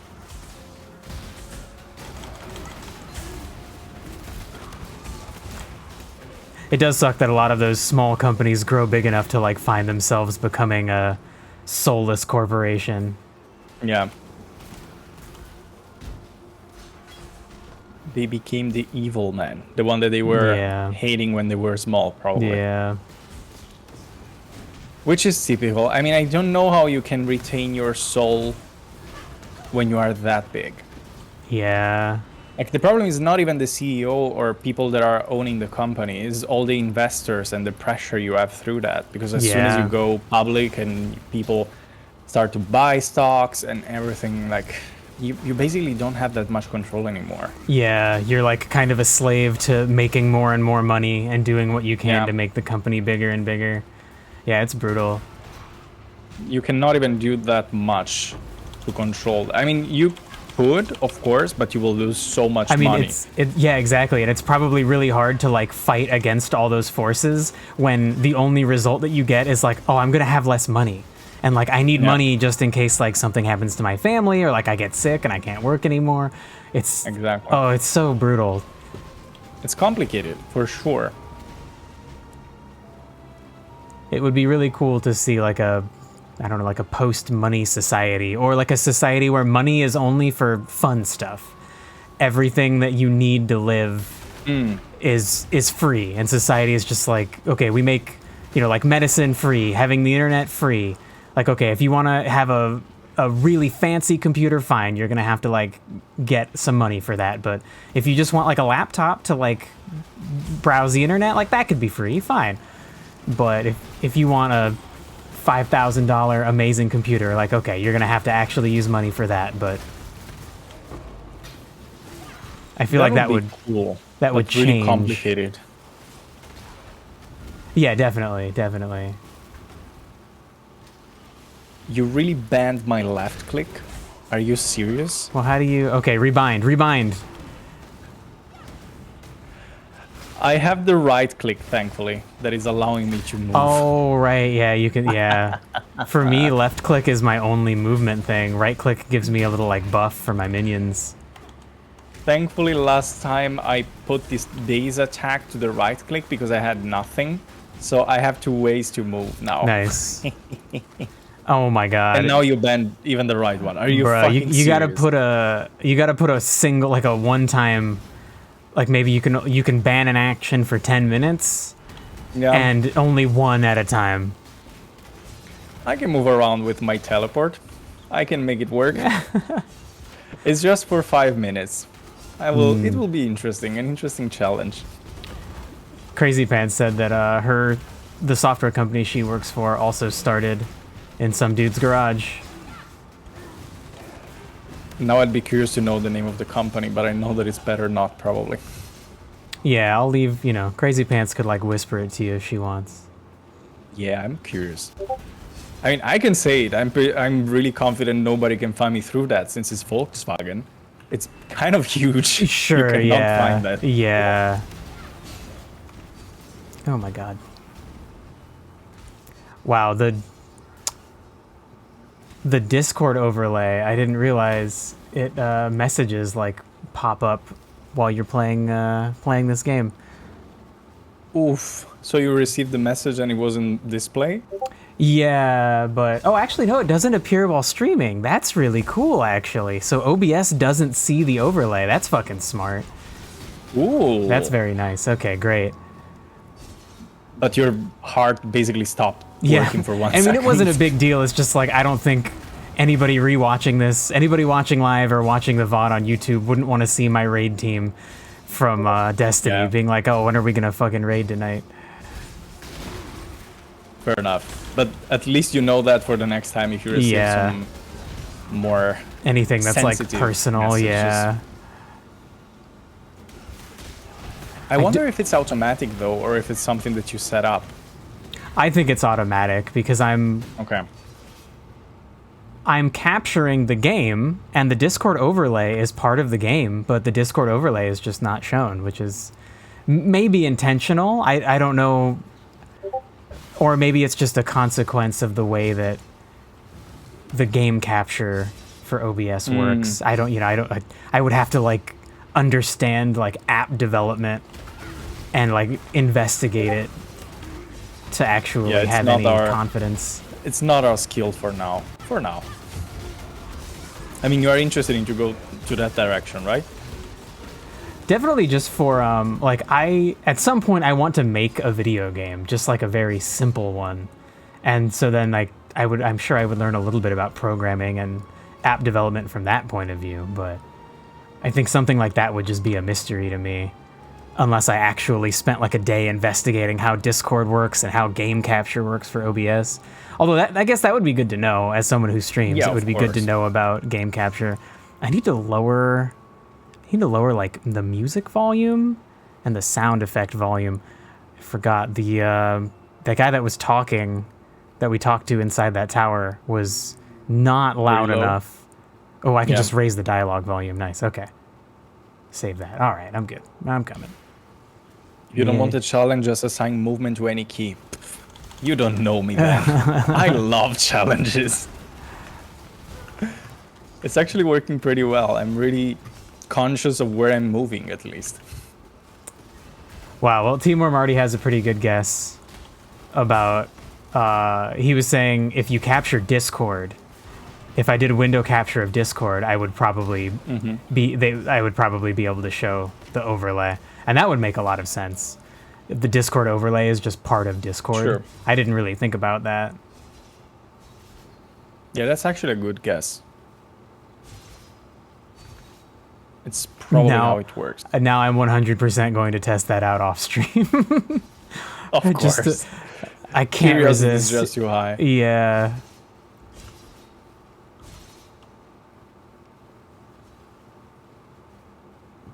I'm coming.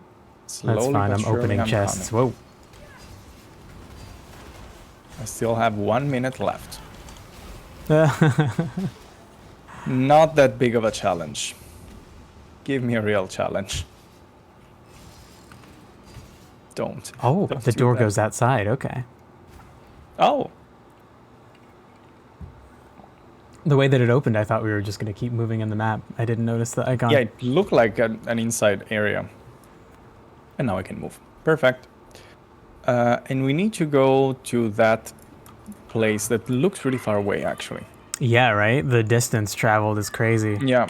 So it looks like it's in the southeast. Frightened citizen. Can I kill that? Oh, we can't. Oh, no. Your mobs are just destroying citizens. Oh, no. That's fucked up, man. I don't want to be a bad person. I want to be a good person. We basically killed everyone in our past life. Yeah, I know. That's like, didn't you read your story and you discovered that you slaughtered so many people? I think that's like, weirdly enough, that's like my biggest problem with the game. I don't like that. Oh, I just fireballed one of them. I don't like that aspect of our character's story. Yeah, it's too harsh. It will be nice, like you said, if it will be like wrongly convicted of crimes. Yeah. And then we need to clear our name.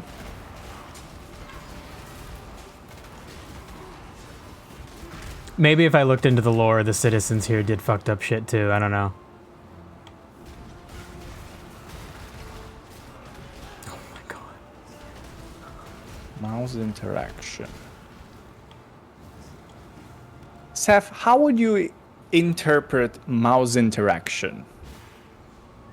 Like maybe they mean what is a mouse interaction? Like if you, God, I would think using the mouse to do anything in the game, like clicking on loot to pick it up, probably would count as that. So even moving the cursor to point at something? Yeah, I would think so too. Yeah. I don't know if you're gonna be able to honor that one.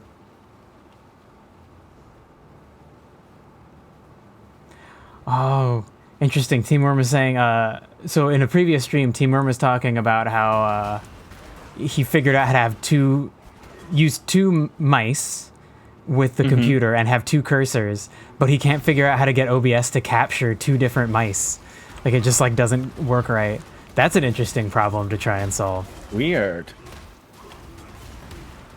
That'll be interesting to understand how to make it work. Yeah. Oh my god. Almost died. Gotta run and hide. Fuck, the controller doesn't work. I think there is controller support for PoE because it's on consoles, but I don't know if it's like natively supported in the PC version. Ow, fuck. Change settings. Yeah, but to change the settings, I need to use the mouse.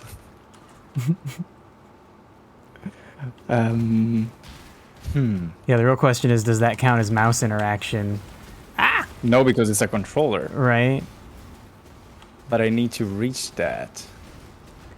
Be interesting if you could exit out of the game and like go into some kind of settings, Like a lot of games just have like a text file that has all the settings stored in it, and you change the text file by changing the settings inside the game, but you can also just open the text file and edit like the resolution of the game or other things like that. True. I had a problem with, God, I think Mass Effect 2 like wouldn't load right. And somebody was like, oh, what you can do is like, sometimes there's a problem with the like text file of the settings. You can open it up and change the resolution, and then the game will work fine. And I did that, and it did work fine. But I had to like actually open a text file and change the resolution to like 1080 by 1920 from whatever it was actually stuck on. Yeah, for sure with the text box it will work. But to reach the text, I need to use the mouse as well. No, I cannot honor that. I'm trying to restart like the controller, but it doesn't connect. Oh well, Melkheim, you won. You won, asshole.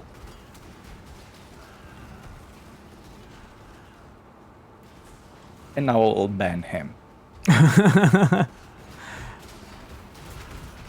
This is not a democracy.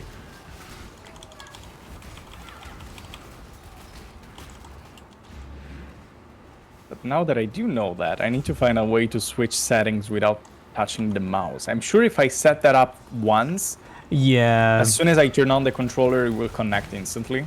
But I need to set it up like prior to that, probably.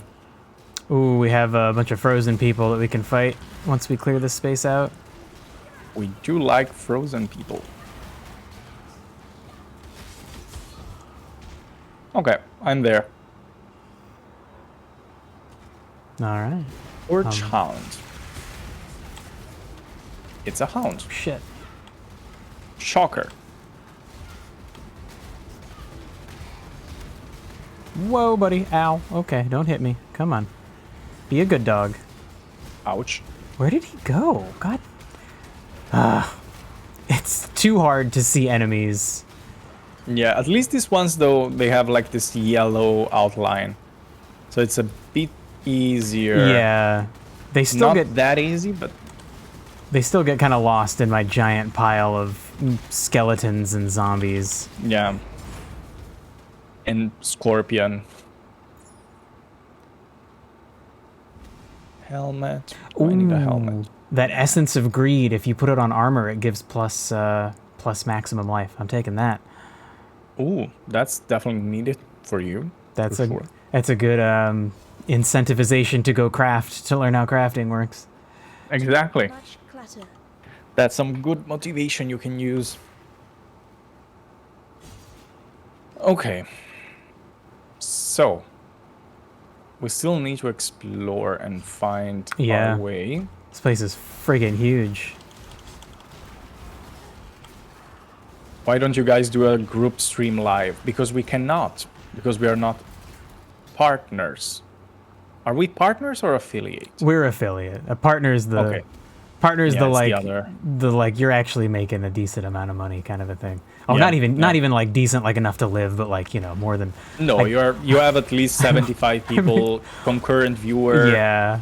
At least it's something more. I'm making like $8 a month right now. They don't want me to be a partner. I'm not even making that, I think. I think I'm making less. I mean, I'm not streaming that much because I'm working more on offline things. But still, like, it's not enough to even to cash out, because you need to reach like $50 to cash out. Yeah. I'm at like 30. Ooh, actually no, I'm probably a little closer. I was at $33 before I got more subs this month. But yeah, I haven't even reached the $50 payout point yet either. Advertisements. It will be nice to give watch both streamers in the same window. Yes, it will. Sorry, you were saying? It's crazy how little money ads give you. The like ad revenue is so small, and like I know Cheese is watching lots of fucking ads when they try to watch my stream. Cheese is constantly getting targeted by ads. Yeah, I mean they know that's the demographic that'll buy stuff or get their parents to buy them stuff more accurately. Exactly. But to be fair, ad revenue at least as far as I like, it's actually logic. The more people you have watching, the more you will earn from ads. Oh, and at yeah, one for point you will sure. earn a lot of money from ads. Yeah. Just from ads.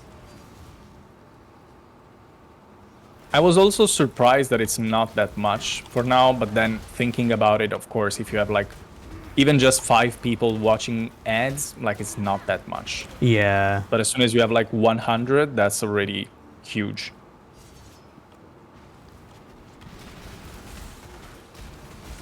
Yeah, I hope I can get to that point. I would like to make like a few $100s a month from streaming, like within the next few years, but it may not happen.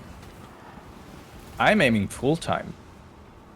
I mean, that's what I would like to Soon. do too, but it's oh man, it's fucking hard. Yep, I know. That's why I'm focusing also on YouTube, like mainly on YouTube, because otherwise it's hard for people to find your stream. I definitely need to start doing that too. And the nice thing about YouTube is that it works for you when you are offline. Yeah, Because for sure. if you are not streaming, nobody can find you. But if you have YouTube videos, everyone can find you at any time. Yeah. That's the cool thing. Okay, there's a lot of topaz rings on the ground. Yeah. I think There is like one that has 26%. That is the highest one. I took one, but there is also another one. Yeah, I'm gonna take 26 and a 24. Why not? Team Worm said crazy. Even 22. And Team Worm said he was at his parents' house on the weekend and was getting like crazy ads. He got an ad for a Hello Kitty backpack, followed by one for a gun holster. What? A Hello Kitty gun holster? Probably not. That would be Probably not. Oh my That god, would be that would be cool, weird. though. For the people who like Hello Kitty but also have a gun. Yeah, I mean, you can have both demographic. I mean, not demographic, but hopefully, because otherwise it means that 10-year-old people have guns. Or no, it's just like they grew up, they were 10 and they liked Hello Kitty, and now they're an adult and they still like Hello Kitty, but also they have a firearm. Yeah. They're looking Why into not? protecting their home or their person. Let's be inclusive. Let's include Hello Kitty in weapons.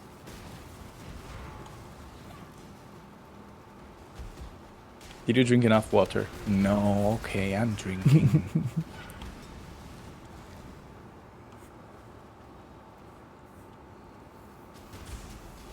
Whenever I stream, I don't drink enough water because I'm drinking Monster.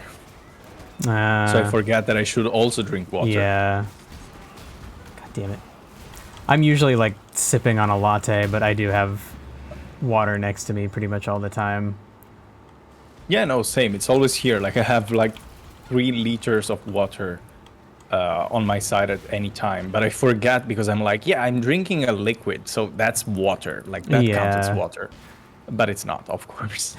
It has water in it. Yeah, I don't know the percentage. Like I don't think it's that high. It's probably mostly water still, but all the like sugar and other crap that's in it can like make your mouth like dry. Yes, especially the fake sugar, because I drink like the zero or the light version that has that fake sugar. Man, I don't like the taste of pretty much any of those. I know many people don't. Yeah. But I'm about to say like a really hard things to hear probably, but I prefer Coke Zero to the normal Coke. Interesting. Like I like the taste more of that fake sugar.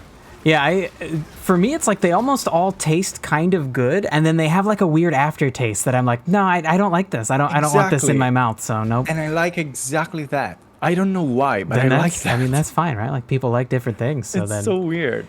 At that point, you'd be dumb to drink regular Coke. If you like Coke Zero better, like just fuck it. Exactly. Drink the thing you like. Well, unless at least I'm like, not getting fat. Maybe I'm getting cancer because of the bullshit sugar. But that's what I was gonna say. Yeah. At least I'm not gaining 20 kilos per month like I used to. Team Worm said that Coke is supposedly like 70% as hydrating as water. I think that would mostly be because of the caffeine, right? Like it has water in it, but it also has caffeine, and then caffeine means you're gonna pee extra because caffeine makes you But doesn't caffeine dehydrate you as well? Yeah, because what it does is it makes your body think that you have more water than you do, so then your body like fills your bladder up with what it thinks is extra water, but really it's just being tricked. And like same way with alcohol. It thinks you're drinking a bunch of water, and it's like, okay, we have extra water, so like might as well just pee it out. And then actually no, it's not water, it's something else. Fair enough. Yeah, now it makes sense. Yeah, then it's probably the same logic behind that. Yeah. The problem with sugary, like when you drink something with sugar, you feel like you want to eat as well. Because of course the sugar goes down super fast and your body's like, hey, I had that amount of calories in my body, now I want that again. So eat or drink more coffee or Coke or whatever. I mean, dude, our bodies are great at figuring out how to survive for, not for like 90 years, but to survive for like 20, 30 years, like long enough to have kids and survive and like pass on the bloodline. Like we are amazingly well designed for that. So like, yeah, of course you drink sugar and it's like, oh my God, get more of that. Get more of that magic energy juice. Sweet nectar. Let's see, where the hell have we not been? I think we need top right. Oh, there is an exclamation mark, dude. Oh my God, like near us? Okay, well, I'm coming. Oh, I need to level up a bunch of my gems now. Mine are still pretty low. What is the level of your gems? Let me see. Like on average. Let me open them up. Level 8, level 11, level 11, 13, 11, 10, 12, 14. Ooh, a few 14s. I got 2 14s. Oh, sheesh. Yeah. Okay. Yeah, but those are the ones I've had. Like, that's like my fireball. The one I've had since literally the beginning of the game. Yeah, then I still have some catch up to do. But I'm getting closer. I'm getting closer. Ooh, the Templar Quartz. Okay, I guess that's where we're going.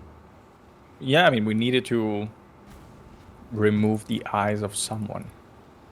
I think that guy we already killed. Really? Yeah, Casticus. Yeah, he was... I think we fought him in a courtyard on the way. It was so easy that I didn't even realize that we were fighting someone important. Summon Holy Relic. Oh, it's a summon crap. thing. So I just picked it up. Hold on, I gotta actually look at that. It's summon. You cannot go wrong. Yeah. What sucks is some of them require, like that one I have that I have to get like a kill with a bow and arrow. Right. There are some of these things. Interesting.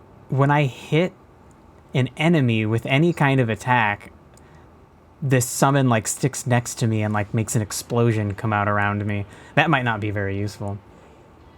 But cool to see. Team Worm said that the Mayo Clinic confirms that energy drinks are slightly hydrating. Slightly. Yeah. I like this slightly.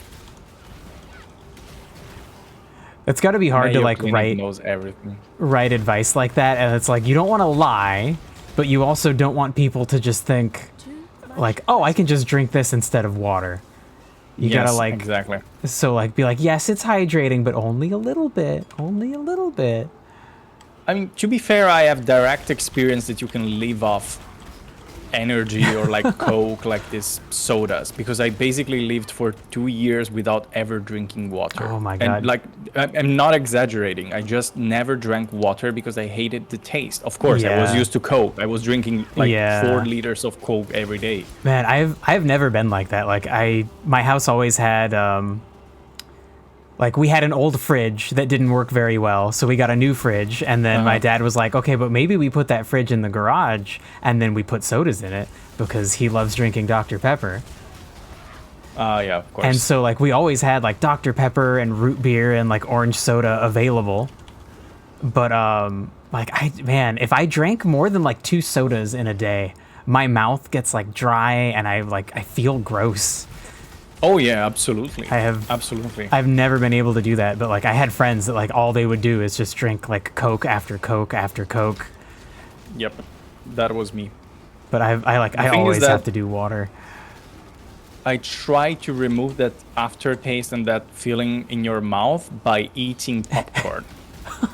So basically my day was 4 liters of Coke and like 2 to 3 kilos of popcorns each day. Oh my god. Yeah, I don't know how you was could stand that. really That just bad sounds situation. terrible. Yeah, it's horrible.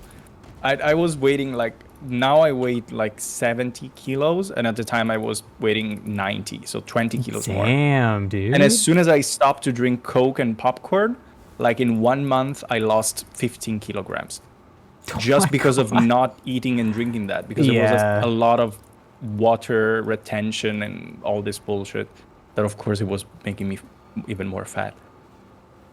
It was really fucked up. Like I would never advise someone to do that for a long time, but I still find myself like in a weekend when you're just relaxing to have a Coke and a lot of popcorn, but just once in a while.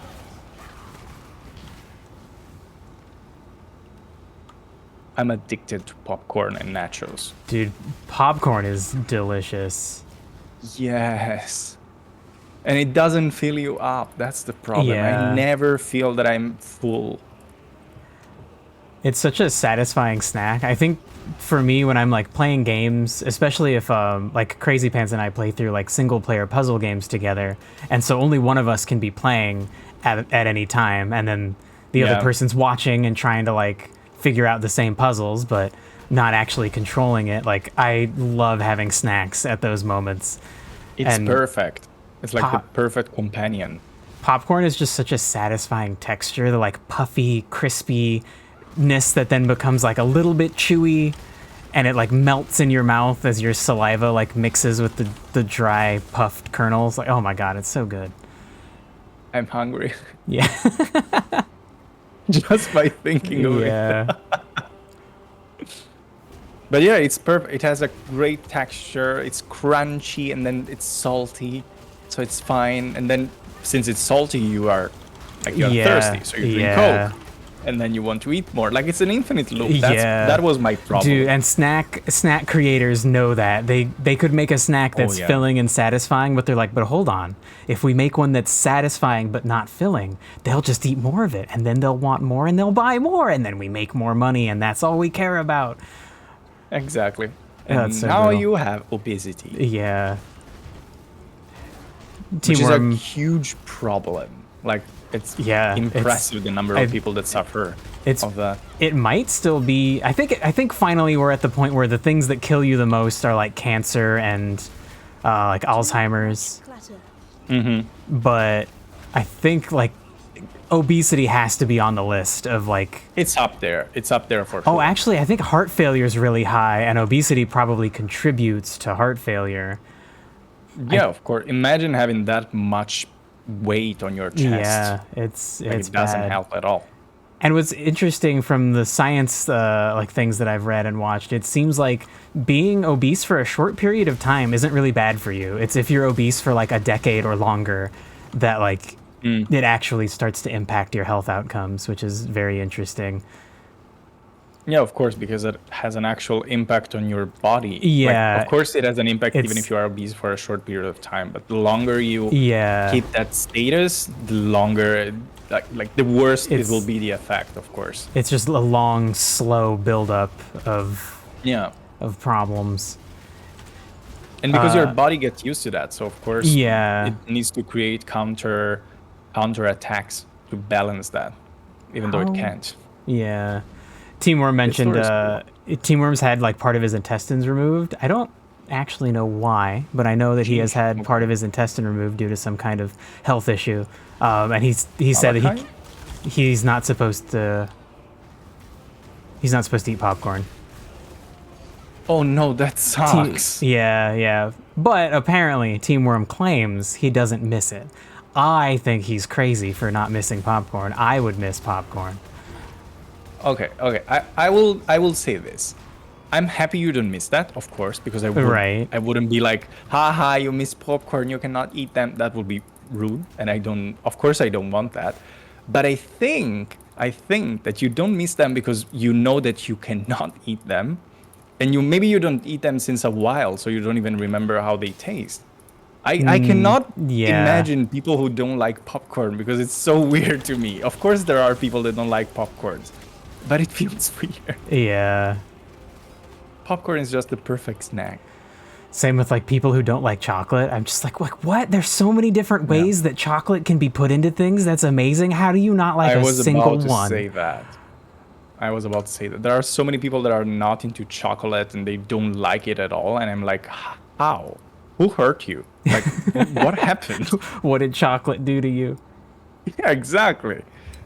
I mean, there are people that are actually allergic to chocolate, I think. Yeah. Yes. I could see that leading to why you don't like it. Like if you tried it as a kid and then like your throat gets swollen, you're like, what the, like, why would people eat this? If you are a masochist, maybe you might like it even more, but usually people don't like things that hurt. So of course, if you're a child and you eat something that just makes you throw up or whatever, you don't like it anymore. Somebody otherwise, like Nutella, like how can you not eat Nutella? Oh yeah, Nutella's good.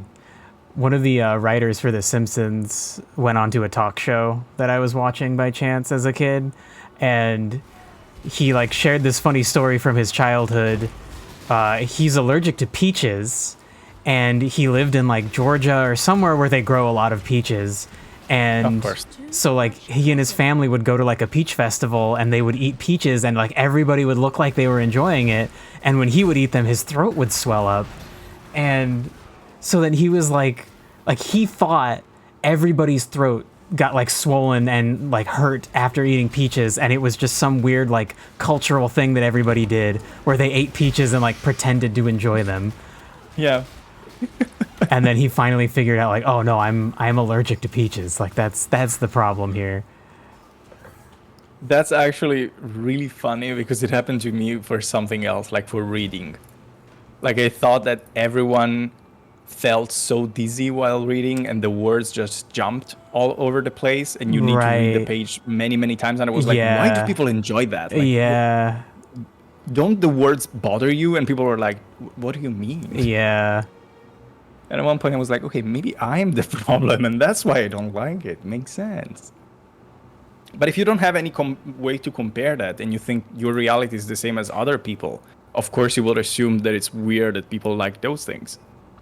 Yeah, it's so difficult growing up from being a fucking baby and then slowly becoming an adult human, and you have to like figure out the things that you feel and experience that are the same as other people, and then the things that you feel and experience that aren't the same for other people. And at some point you just kind of assume like, yeah, everybody experiences the same exact thing the same exact way, and then you finally realize like, oh no, they don't. Which is so weird and shocking when you realize that you are experiencing things so differently compared to other people. Yeah. Teamworm said he loves reading except the part with words. Same. As long as it's pictures, yeah, I'm right. like, great. That's I was going to say, reading. there are definitely some cool picture books, and pictures can definitely enhance a reading experience. Absolutely. That's why I like the idea of mangas. And I always bought mangas. The problem is that you need to read them as well. So I was like, harsh. Teamworm also said that a lot of people don't know they're colorblind, and that's a really funny thing happened while we were raiding in the new raid this weekend. There's a part where you have to like use your radar and figure out where these enemies are that you can't actually see, because your radar puts a little like dot, a little arrow, a triangle that points up or down to let you know if they're on the floor above you or below you, so that you can go and find. You actually have to not go to them. You want to go to the places they are not at in order to beat the encounter. But I was saying like, yeah, you can figure out where they are because there's a little arrow on them pointing up or down to let you know if they're above you or below you. And multiple people were like, what are you talking about? There's no arrow. Like, what do you mean? Arrow. and then I was like, look, if I jump in the air, you can see me on the radar. When I go above you, there's an arrow on me letting you know that I'm above you. That's the same thing for the enemies you're trying to find and avoid. And they were like, oh, it's hard to see. And like, I play Destiny. I barely see that. I play Destiny with colorblind settings on, so my radar isn't like red, shades of red. It's like bright yellow green. and pink. So like it's incredibly like highly high contrast, very bright and noticeable. And so then I was like, maybe some of you guys are a little bit colorblind and you don't know it. And like none of them would fucking admit that they might be a little bit colorblind. And none of them were willing to try the settings. They're just like over there fucking squinting at the side of their monitor to try to figure out where the fucking triangle is pointing. I'm like, oh my God, you guys. That's normal. Also, I think the yellow radar looks cool. It's so like bright and vibrant. It's so easy to notice. Yeah, I always prefer the colorblind settings because the colors are much cooler to me. Yeah, but then I don't know. Like maybe that's because I'm colorblind, and maybe the red looks cool, but I just can't see it really well.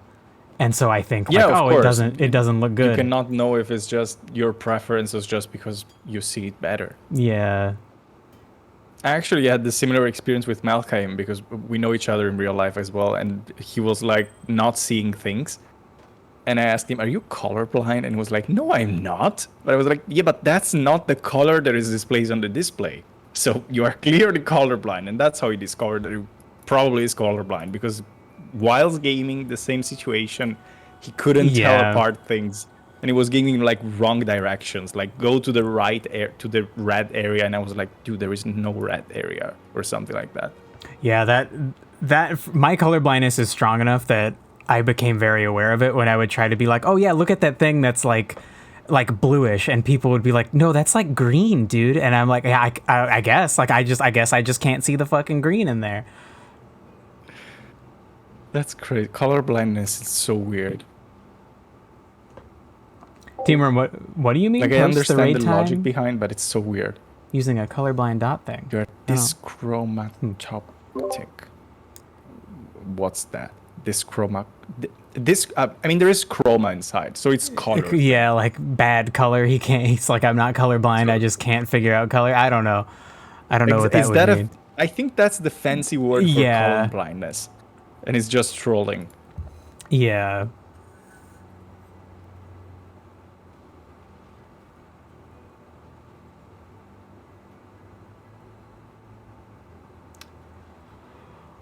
Oh. Teamwork made a comment about something I couldn't figure it out, but now I get what he's saying.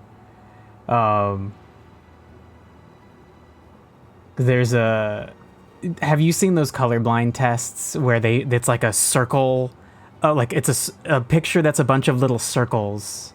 Yes. And they're different colors, and if you're not colorblind, you can see like, oh, there's a number 6 in there. Team Worm was saying like I should use those circles to like tell my raid team like, hey, we should raid at this time, but put all the number, like use image files and have all the numbers be those like colorblind test circles.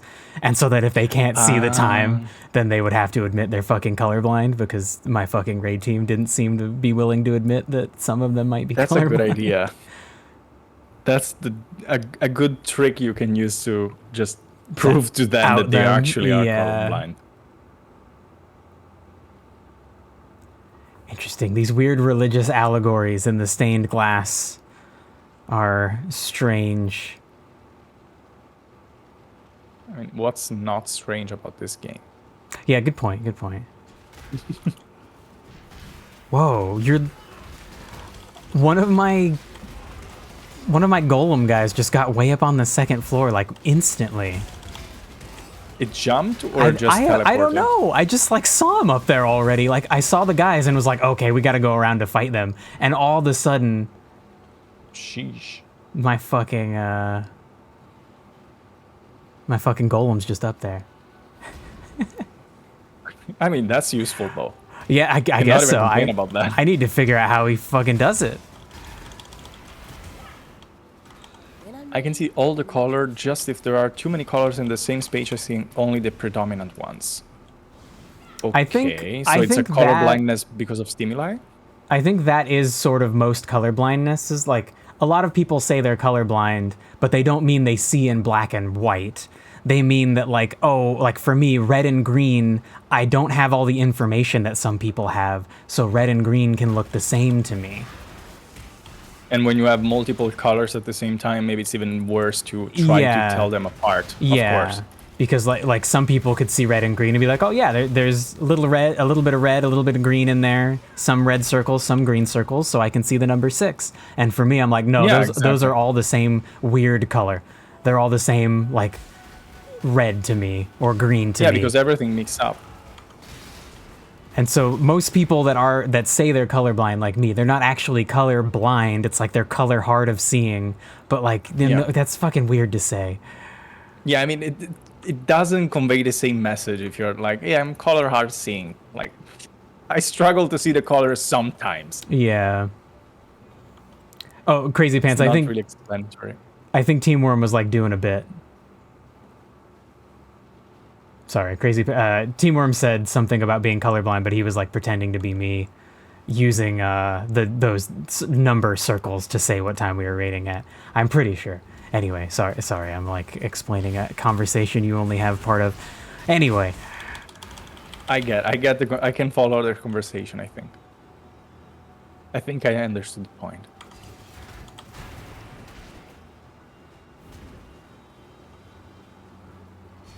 Okay, so we ended up back at the beginning. Yes, exactly. So I think we need to go all the way up. I might want that hollowed life flask. Oh crap, I'm like so full on things. Nah, we'll just skip it. Sheesh. Right? Which, like, honestly, I have one as well. That's like twice my health, so I don't think I need that. All right, we must have missed something. If you want to make room for that thing, feel free. I'm gonna go run around and look for. Well, we did kill the guy in here, didn't we? So maybe that's all we were supposed to do. But it says find High Templar Avarius and kill him. So maybe that wasn't the right guy. Okay, yeah, it was somebody else. There's one little section way over in the corner. Yeah, it's probably there. Of course, it's always in the details. Whoa. Team Worm just posted a link to a color blindness test that's supposed to be easier for people who are colorblind and harder for people who are not. Holy shit, I need to look at that. That's cool. That's really the Uno interesting. reverse card. Yeah, right? I'm gonna start using that shit to like in like images and things if I could figure out the like color requirements to do that, like make like charts and things that are hard for people that have normal vision to see. Oh, that's nice. So cool. He posted it in your chat as well. I posted it also in my chat. Oh, it's Reddit. Of course, it's on Reddit. There are multiple kinds of color blindness, though, which might lead to only some colorblind people being able to see it better. I don't know. Trying to open that picture because it's just one picture. I opened that and I cannot see anything. Like I can, if it's supposed to be a number in here, I cannot see it. There's text. I can almost make it out. Oh my god, I almost just died. It's text of some kind. Text? Yeah. Whoa. There's like 3 lines of text, but I can't quite make it out. Maybe it's a trick. Maybe it says like you're dumb or something like that. The game. It almost looks like the word out. I couldn't. No, I don't know. Yeah, it's hard to tell. Wait, if I go far away. Okay, if I go far away and I do like the binoculars with my hands, for some reason it's helping. No. I think it's I am. I can see lines now. I can see that there's supposed to be a text, but I cannot say exactly what the text is. It says I'm colorblind. That's funny. Yeah, I can't. I can see the middle line looks like the word couldn't to me or something. Like actually it looks like COLD to me, but it must be it's COLOUR. Yeah, that doesn't look that clear to me, so I don't have the right. Oh, Team Worm said what it says. All right, yeah, it does say I'm colorblind. Yeah, I can't see well enough to actually read that. I mean, I can tell after I remove a bit of light, I can tell that there is something. Yeah. I could discern like the I am, but the rest was tricky. But now that you said that it's I am colorblind, if I force myself really hard, I can see something. Otherwise, I cannot. I'm going to go back to town and sell some stuff real quick. I am Yep. So full. Ooh, and store some stuff in my stash for later. I love the idea of messages that colorblind people can see that other people can't. That's fucking sweet. Yeah, that's really cool. To flip around the disability. Like, obviously, we shouldn't just do it to people to be mean, but, like, it sucks that society figures things out for most people and then is like, oh, sorry, are you dyslexic? I'm fucking fuck you, too bad. Sucks to be you. Yeah, it's like, Jesus, like, come on.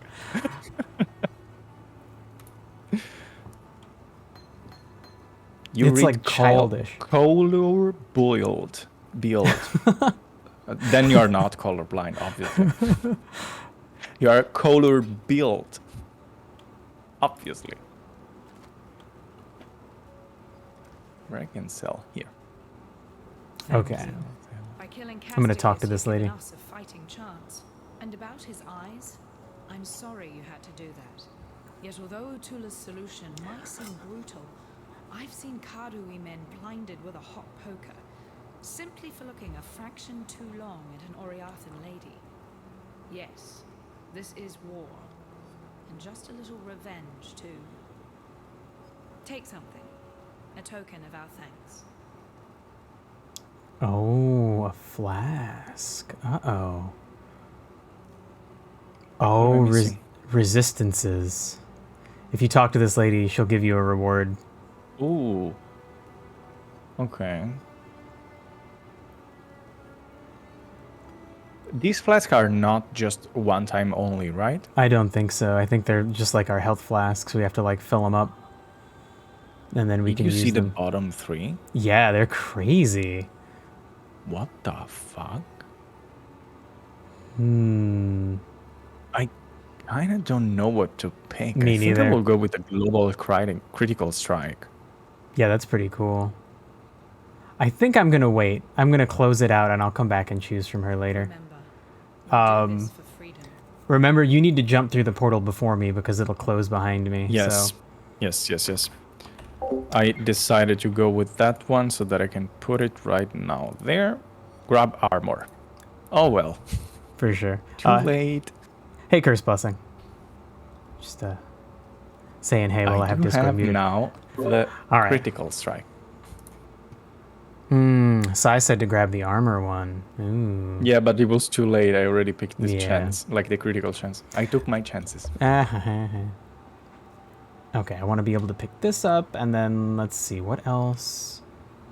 Ooh, man, some of these like suits of armor that we're finding that have 5 or even 6 gem slots on them, that's fucking crazy. That's a lot, actually. You're right. This armor does not seem like it's useful for my character at all. It does have some plus max life, but it requires way too much dexterity for me to use. But shit, I'm gonna grab it anyway. I'm not dealing critical strikes. What do you mean? Of course I can deal critical strikes, right? Like, every weapon has a chance of gaining critical strikes. Maybe certain builds are designed around it more. I don't know. Like, there's a character in Genshin Impact who just has like a giant -% to her critical attacks. So if you tried to make a build around her doing critical attacks, you're like absolutely doing it wrong. Yeah, okay, of course. In that sense, maybe that's the same point. Yeah. But I have a weapon that says critical strike chance 5.8%, so that's why I assume that I'm dealing critical strikes either way. Maybe the idea is you should be, if you had a bunch of armor or gear that made your critical strikes do more damage, then increasing your chance to get them would be smart. I don't know. I still don't know how the hell this game works. Yeah, same. It's still a work in progress. Everything. It's so tricky to understand.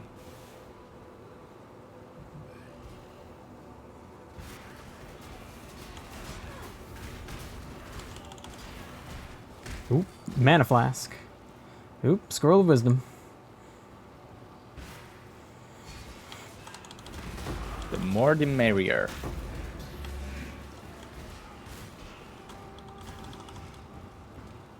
Oh. Magic orb. Yeah, picking that up.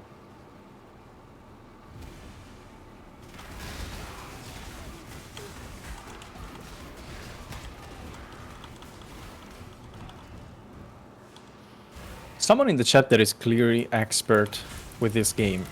Can you tell me why I have a spider scorpion that follows me? Like, what happened in my life that that thing decided to be my pal? Sai helped you What did I do wrong? like fix your build, right? So I would Yes. assume they know. Hopefully. Scorpion spider, this Sporpion. What would the name be?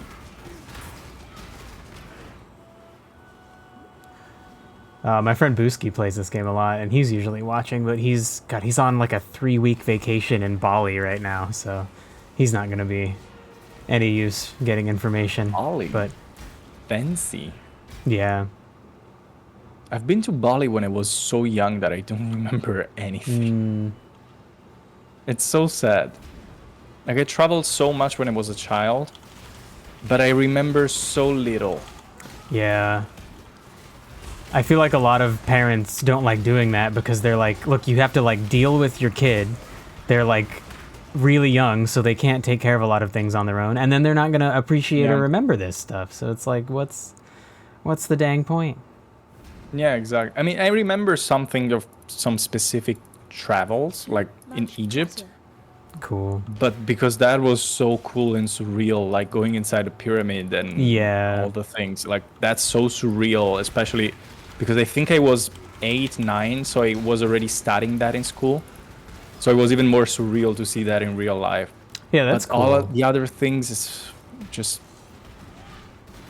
not there.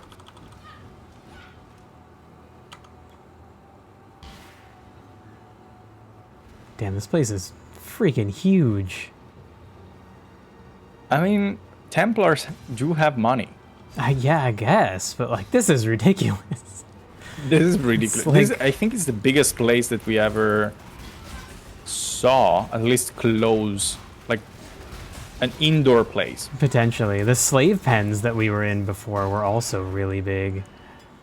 But isn't it the same, like the same area? Like, isn't it also part of the Templars? Yeah, well, I think this is all part of the city of Orieth. Okay, yeah, fair enough. But I think, you know, they're like this is just a giant building in the city. Ah. Oh, there is a door. Cool. All right. This is the direction, probably.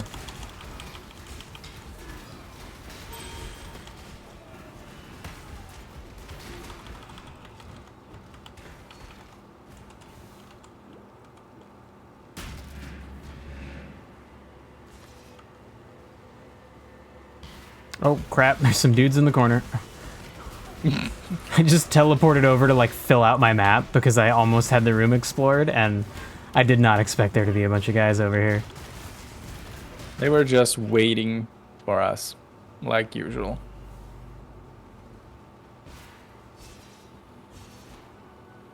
That's something that weirds me out about games like this, where you have enemies that are humans, and like we just fought a bunch of humans over in one corner of the room, and then there were some guys just sitting in this corner, like, not caring. Like, yeah, they were just chilling. Like, what? Like, they should be able to see and hear what's going on. They should come help. They should come help their buddies. What the hell? They obviously don't care. Yeah, right? That's weird. Obviously. Okay, Sanctum of Innocence. I guess this will be where Avarius is.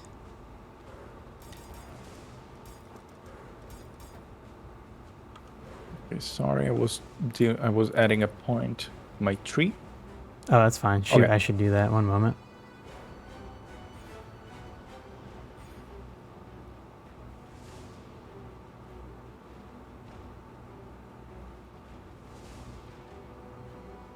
Cool music. Yeah. All right. Sounds kind of epic. I think we are in the...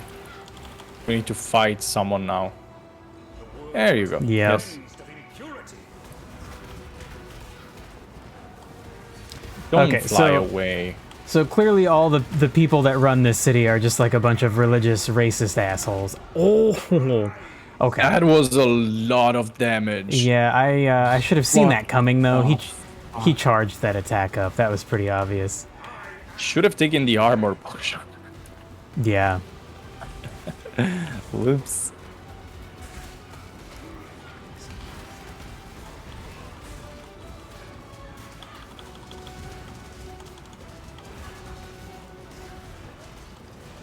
What is he doing? Like, I cannot even see the health. Yeah, I think we have to kill all of these guys. Ah, okay. Yeah, makes sense. Now I can see the health again. Yeah. Oh, he summoned a big dude. Okay, he hit me. All right. Yep. But we cannot deal damage to that one, apparently. Ah.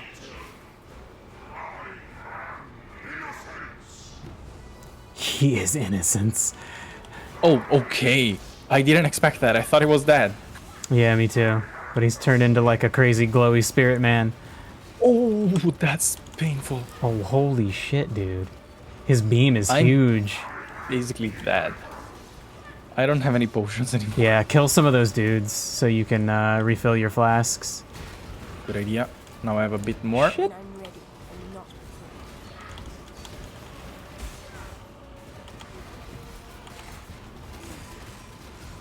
It sucks those guys don't leave corpses, so I can't summon more zombies. Yes. I think that's how Little they cheater. try to balance the summoner. It makes sense. I'm just mad about it. Yeah, of course. Hey, leave me alone, buddy. Stop. Ah, that was painful. That was really painful. My God. Looks like he's summoning stronger guys now. Yep. Of course. Why would it make it easier for us? Okay, that's a guard. Yeah. Whoa, okay, now we will do the huge, annoying... What? Do those big... Okay. Oh, shit. Oh, okay. Yeah, all right. Oh, wow. I panicked a little bit and got hit by more of those than I needed to. Okay, buddy. Yep. Okay. Say, oh no, I'm already basically dead. Okay. Well, okay. So was he. Woo. Jesus. Chain belt. Innocence. Too much clutter. Oh. And only you I shall save.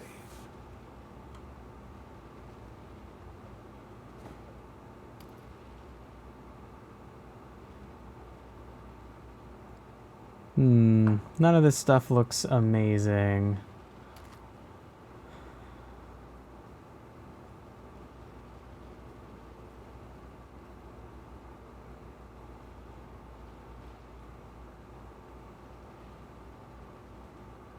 God, so many weapons. Jesus.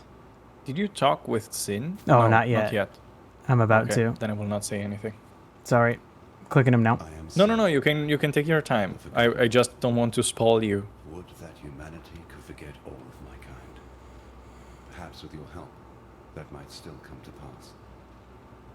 For now, the blinding light has been dimmed, and darkness floods in to fill the void. The desperate and depraved set a feast for their lord incumbent, Kitava, the ravenous one. Oh, like cutscene. Okay.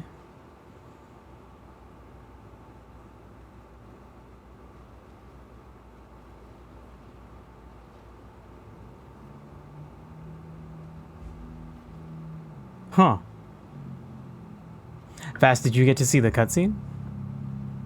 Yeah, it was super short for you as well. Yeah, it was just like the statues okay. like coming to life, I guess. Yeah. All right, cool. Same for me. Interesting, I guess. Yeah, I don't really understand the ramifications of that, but... I expected a much longer cutscene. And yeah, I was right? like, ooh, cool. And then it was like, over. Okay. Yeah. Sad. Okay, then. We can go to the Chamber of Innocence. I think, yeah, that leads right back to where we came from. It's like all the same... To another area. No, you're right. Oh, wow. Oh, at the beginning of the area. Okay. Yeah. Oh, there's a guy to talk to now. Cool. What in damnation have you done? Okay, so... You've destroyed him, and yet I hear the voice of innocence, begging for our forgiveness, asking for our help. You and I heard him the moment the High Templar fell, whispering inside my damn skull, his heart beating within my chest. Innocence protects us now, holds fast the door against the murderous tide that rushes to meet us. He wants you to pass through that door, to bring order to the chaos beyond. I don't understand any of this. Moments ago, I was just a soldier obeying his High Templar, banning the nobody. Now, my God lays inside my head, telling me to let you through that door and to make my way to Overseer's Tower, if it still stands. It does? All right. I don't know what's waiting for you out there, but should you survive it, I'll see you at Overseer's Tower. Interesting. Okay. So now our objective... I feel like we should go back to the tower. Yeah. I think we have another quest to... Yeah, the Revenue's God. That one? Yeah. Oh, wait, no. There's the Key to Freedom and the Death to Purity. We have to talk to Lanny for our reward. I just have one. Yeah, I think because I haven't collected my flask yet, it probably still wants me to do that. Yeah, fair enough. You deserve recognition for what you have done. You've freed us from Templar Then maybe take the armor flask. Yeah, I might as well. Someone was clearly pissed that I didn't take that one. Still, take something. I mean, you need the armor one for sure. Yeah, it seems like a good idea for me to take it.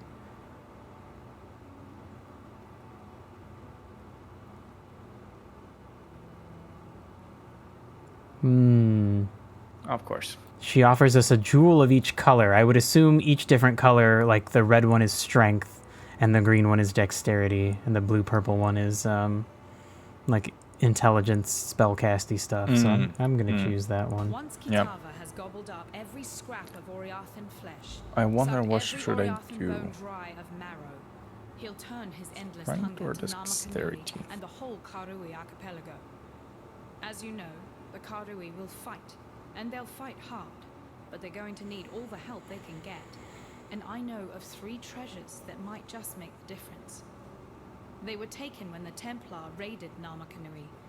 A whip woven of Hinekora's hair. Did you pick yours?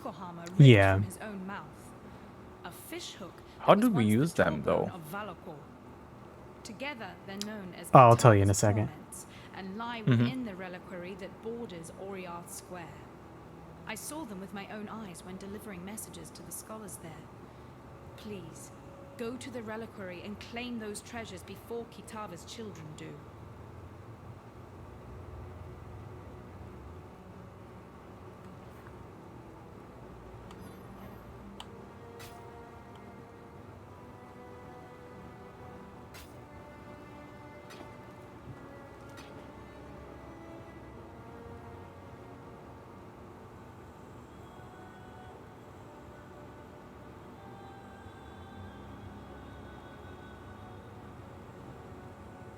Let me know when she's done talking to you.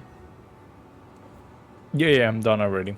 Okay, so you use those jewels in your passive skill tree. Okay, let me see. I found one of the spots to do it. Okay, so like if you go and look in the very middle of the skill tree, there are some spots that are called like basic jewel socket. You might be able to type the word jewel. Yeah, type the word jewel into your search engine and you'll see these little spots that are like glowing. They're a place where you can put a jewel into them, and then I think that determines what bonus you get if you spend like a talent point on that spot. So it's like a spot on the talent tree that you get to choose what the bonus is for using a talent point on it, and the way you choose that bonus is by putting a jewel with the bonuses you want into it. Ooh. Yeah, I haven't actually I haven't actually gotten to one of those yet. Oh, I'm very close to one. Okay. I actually did. Oh, well, shit. And I put one there. Maybe I put another one in another area, like here. No, but it's glowing. So then maybe you have it's it. Not glowing. Is it glowing because you searched for it, or is it glowing because maybe you unlocked it, but you still, or you? I think you have to both put a jewel into it and then spend a talent point on it to get the rewards, but I'm not fully sure on that. So you might have done one of those. Already putting a jewel, it works already with that. Oh. But I think you just have one jewel per area because I don't see many more. I can see just one close to me. There's definitely not a whole lot of them. Interesting. That's an interesting thing to do.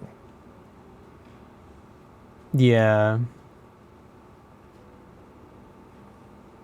Okay, so I need to put them in my stack because I cannot use all of them. I have like 4 and I just used 1. I think I have 2 or 3. But I haven't really, since I haven't gotten anywhere near them on my talent tree, I haven't really paid attention to whether I care to use them or not. Yeah, fair enough. Okay, so what do we have? We have an optional quest to go to back to the control blocks. And then we have an optional quest to travel to the reliquary and find Kitava's torments.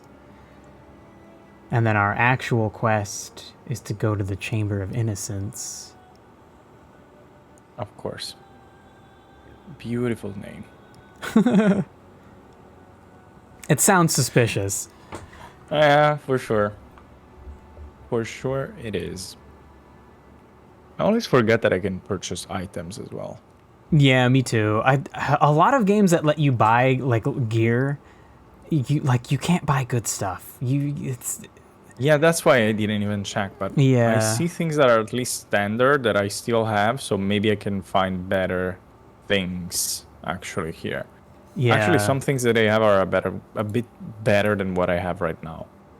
But yeah, I would not bother checking that right now. I would imagine if you buy too many things, you'll quickly run out of whatever they use as money, all the different things you trade in exchange for armor. Yeah. The currency, like the orbs or whatever the case might be. Okay, so what should we do? If we do in service to science, we would have to go back out into the control blocks, which we can get to from here. The main quest is is really far away, but we were like just there. I think we can teleport back to there. I think that's one of the waypoints that we unlocked. Yeah, that's where we just were. So I guess then we can go there. We could go back and see what that's about. I wouldn't mind doing the optional quests for sure. Sure. But we can also do that. We were just here, so we might as well figure out what we're supposed to do. Okay. Why did I teleport here? Where are you? Go back to the waypoint map and... I can't... It teleported me to where we left earlier of this place. Oh, wait, for Try real? to press on the teleport to me. Maybe teleport you here. Let's see. No, I think you're at the same place as me. We're just in like different spots. But that's so weird. I can't teleport to you. I don't know. I clicked on the waypoint. Like, I don't know. Okay, let me read what it actually says. Find the entrance to the ossuary. Oh, wait, no. Oh. Wow, I teleported back here and now my quest updated. So I guess something went wrong and like my quest didn't update right. Okay. I'm gonna teleport to you. Oh, nope, it still did the same thing. I clicked on, I went back to town and then I clicked on you to teleport to you. And I'm not near you. I'm gonna see if I can walk over to you. This is so weird. Yeah, I'm also walking towards you because, I mean, the map here is completed. We don't have any spot that we didn't check. Dude, that's really weird. Did your quest called the Ravenous God update and now it says travel back through the Templar courts? Yes. Okay. No, it does. But I think we don't have, like, what is the Templar courts? I think it was the place that the place we were at that led us into here when we first came here. So I'm gonna. Okay. I think if we go back to that where we just talked to that guy, where the waypoint was. Oh wait, there's a crafting recipe I missed. Oh, same. Nice. I'm gonna use those at some point. They'll come in handy at some point. I swear.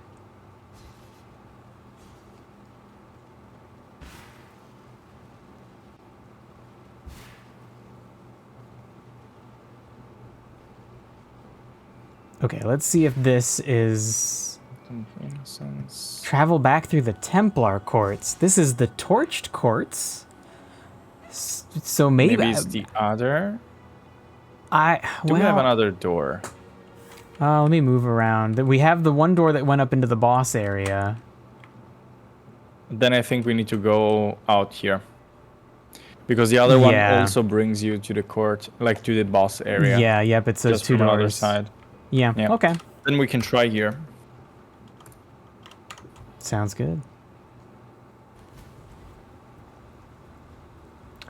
Were things this on fire when we were here before?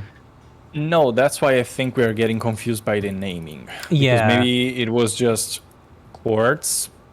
It was probably the Templar courts, and then now that they've been like ransacked and lit on fire, they're the Torched now the courts. quest has traveled back throughout the Torched courts. Oh my god. That's funny. What the fuck is happening? So then maybe the idea is like we didn't know, like our character didn't know that things were fucked up yet. Yeah. So then once we come in here, the HUD is like updating to be like, okay, yeah, actually go through those.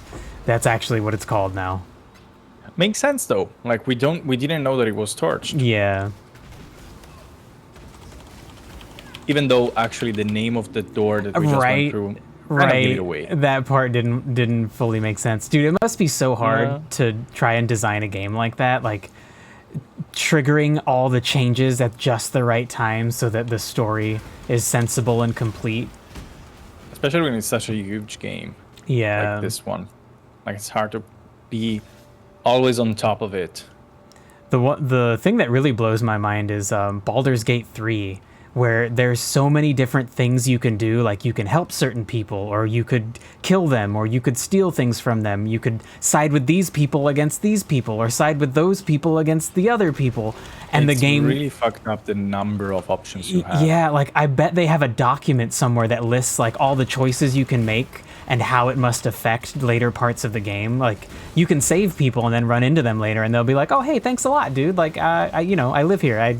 I have like some money in my house. Here, have some gold. Thank you." Imagine how much time goes into just coding and designing all, because the more options you have, of course, the more results you have in the end. Yeah, exactly. So you need to code everything.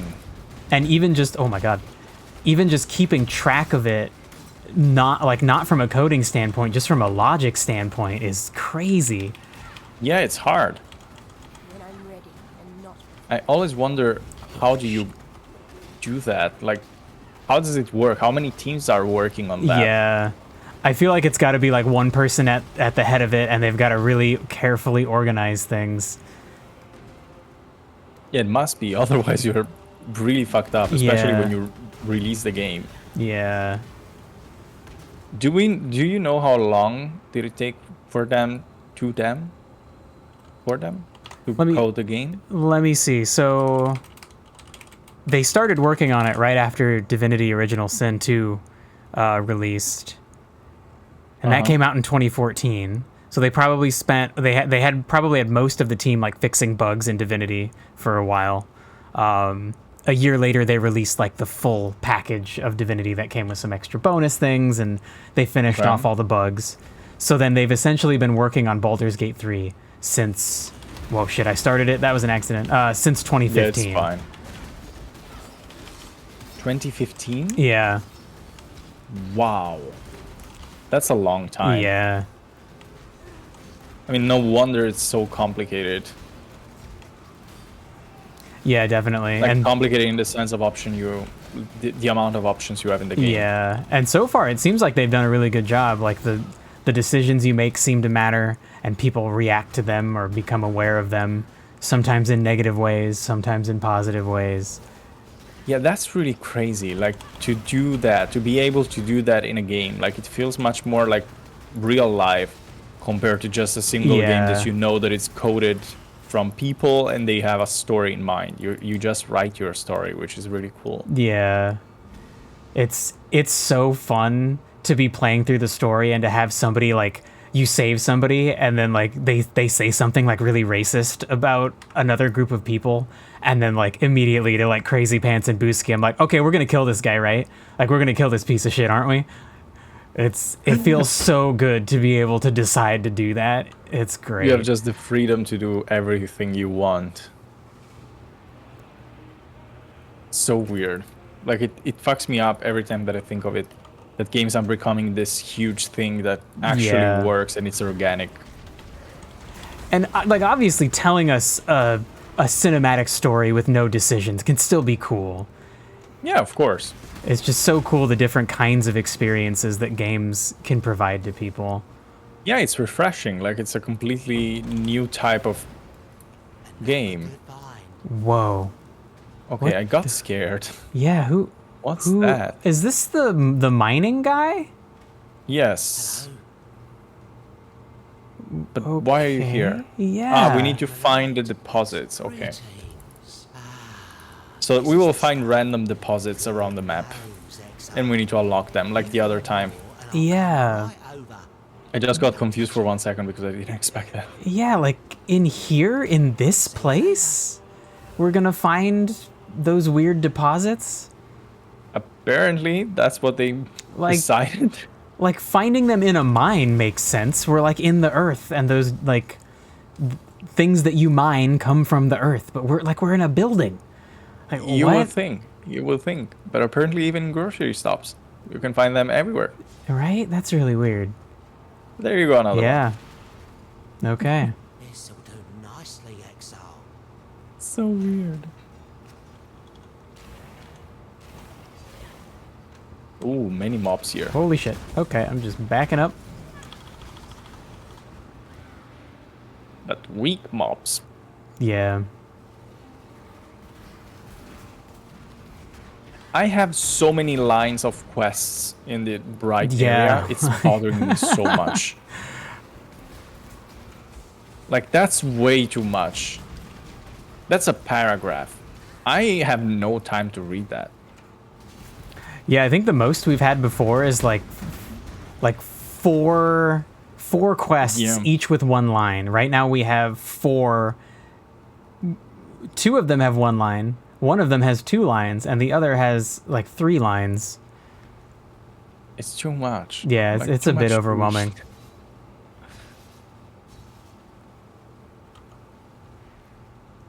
Okay, is it just me or these like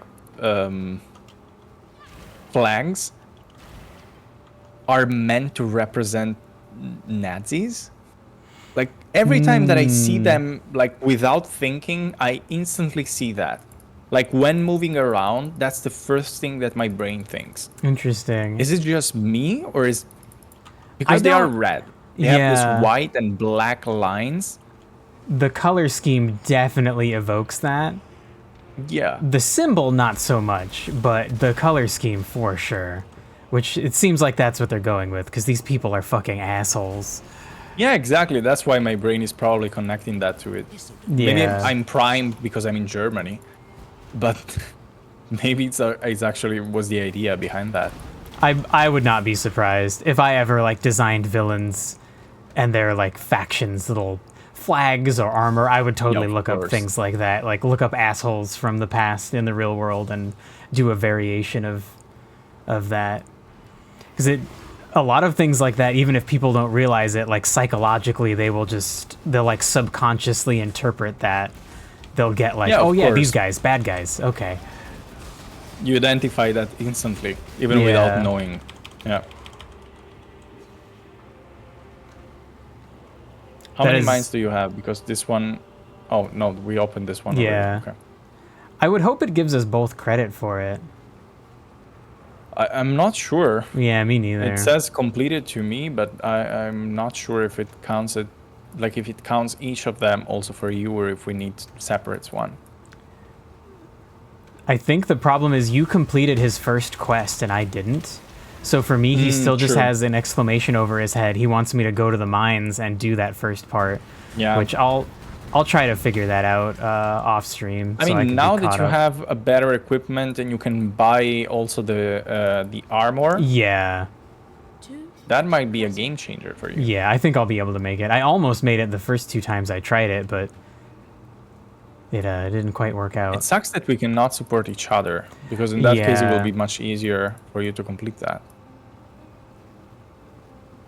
I think we need to go up here and then to the left, because it appears to be parts of the map that we didn't explore. Although, I guess I didn't check. Was this doorway called the ossuary? Nope, that's to the ruined square. We're specifically looking for the ossuary. Yeah, then we need to go all the way down. Because that's an area that we didn't check. Shit, maybe not? Because there is a door, so maybe we came from there. Shit, the quest says travel back to Oriath Square and find the entrance to the ossuary. Where? So we do have to go through this door because now this is the ruined square. And the map says we need to go back through here. So yeah, definitely come to me and this is where we go for sure. A little unclear, although if you actually read the quest line, it does tell you, but yeah, but who has time for reading? The thing that sucks is we haven't had to do that yet. The game has always in the little quest screen, or the portion of our screen that shows our quest objectives has always been enough, and it's been very clear about telling us where to go. And then basically like this one time it's kind of unclear, even though they've trained us to only need their short little... Yeah, the least amount of information possible. Yeah. But at least we figured that out. I hate when games do that. If we have to be reading the whole quest from the beginning, fine. But if there's one point where the thing they taught us to do doesn't work anymore and they're not clear about why, it can be annoying. You change the approach and it's always uncomfortable. I mean, you can get used to that, of course. It's not like we're not flexible, but it's just not a nice touch. It just kind of ruins the vibe for the moment.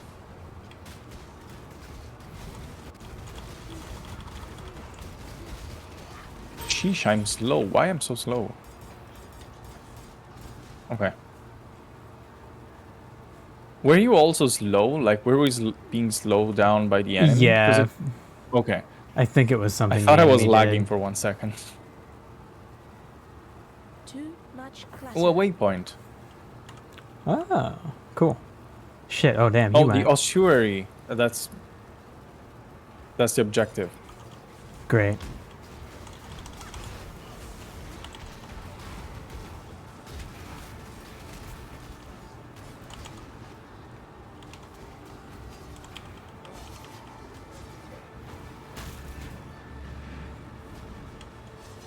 I don't know why, but I feel more like it's more satisfying to kill enemies now.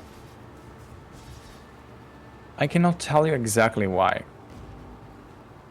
I would imagine having fewer abilities, but all of them being more powerful and having extra little things that happen off of them probably feels pretty cool. Fair enough. You have a point. Ooh, okay, wait, actually, I was going to say we should go in, but it is just almost... I've got like 5 minutes left, so this might be a good place to start. Okay.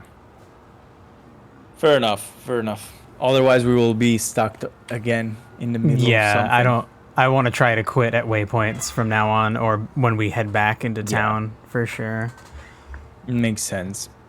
But we need to go inside here to find a sign of purity and use it to defeat Kitava. Okay, so the next step will be to defeat Kitava. Yeah, for sure. And then we could do those extra optional quests too if you want to. I'd be down to sure. to find those things, because it sounds like these extra quests will help us defeat Kitava more easily. And since we don't have like overpowered builds, I feel like that should be what we do. We probably need all the help we can get for a hard boss fight. Yeah, for sure. I mean, we saw how we kind of struggled with Malachi. Yeah. So yeah, the more help, the better. Yeah, for sure. Okay, I'm gonna log off. Yep. Shit, this was really fun. I think this might have been the most like the best day so far of Path of Exile. I feel like your build's way more effective, and the story and the like enemies and things, the map design, like it all looks like it's getting better and better as time goes on. Everything is coming together. Like even understanding of the game, how to move around and everything. It was much more relaxed and chill. We also had time to just chit chat about random things compared to the other time we were like, what should we do now? Yeah. And like trying to understand the runes and all the other complicated things that Path of Exile has. Yeah, for sure. All right, man. Well, this was fun. Thank you, and thank you to your chat for helping us out and hanging out. Thank you. And yeah, I'll see you next week for sure. We'll probably talk before then though. Yeah, for sure. We will talk soon. All right, later, dude. Okay then. Have a good one. Later. Bye-bye. All right. Damn. I think this is the most I've wanted to keep playing Path of Exile since we started it. And we'll reluctantly have to end the stream here. And I'm gonna be stuck with the crappy camera again for a while. I'm gonna RMA the old camera, this motherfucker right here, because it has not been functioning. That's really sad. Anyway, I don't know. Thanks for hanging out. Thanks for watching me play Path of Exile. Team Worm, thanks for all the fun, weird shit about colorblindness. That stuff was cool. Anyway, I'll see you guys tomorrow. What are we doing tomorrow? We're playing Pokemon Conquest and Minesweeper. No. Tuesday is Sea of Stars Day now. So we're playing Sea of Stars and then Minesweeper. And then Wednesday is Pokemon Conquest. Okay. All right. Sweet. Anyway. Have a nice day. Thanks for watching. This was a good time. I'll see y'all around.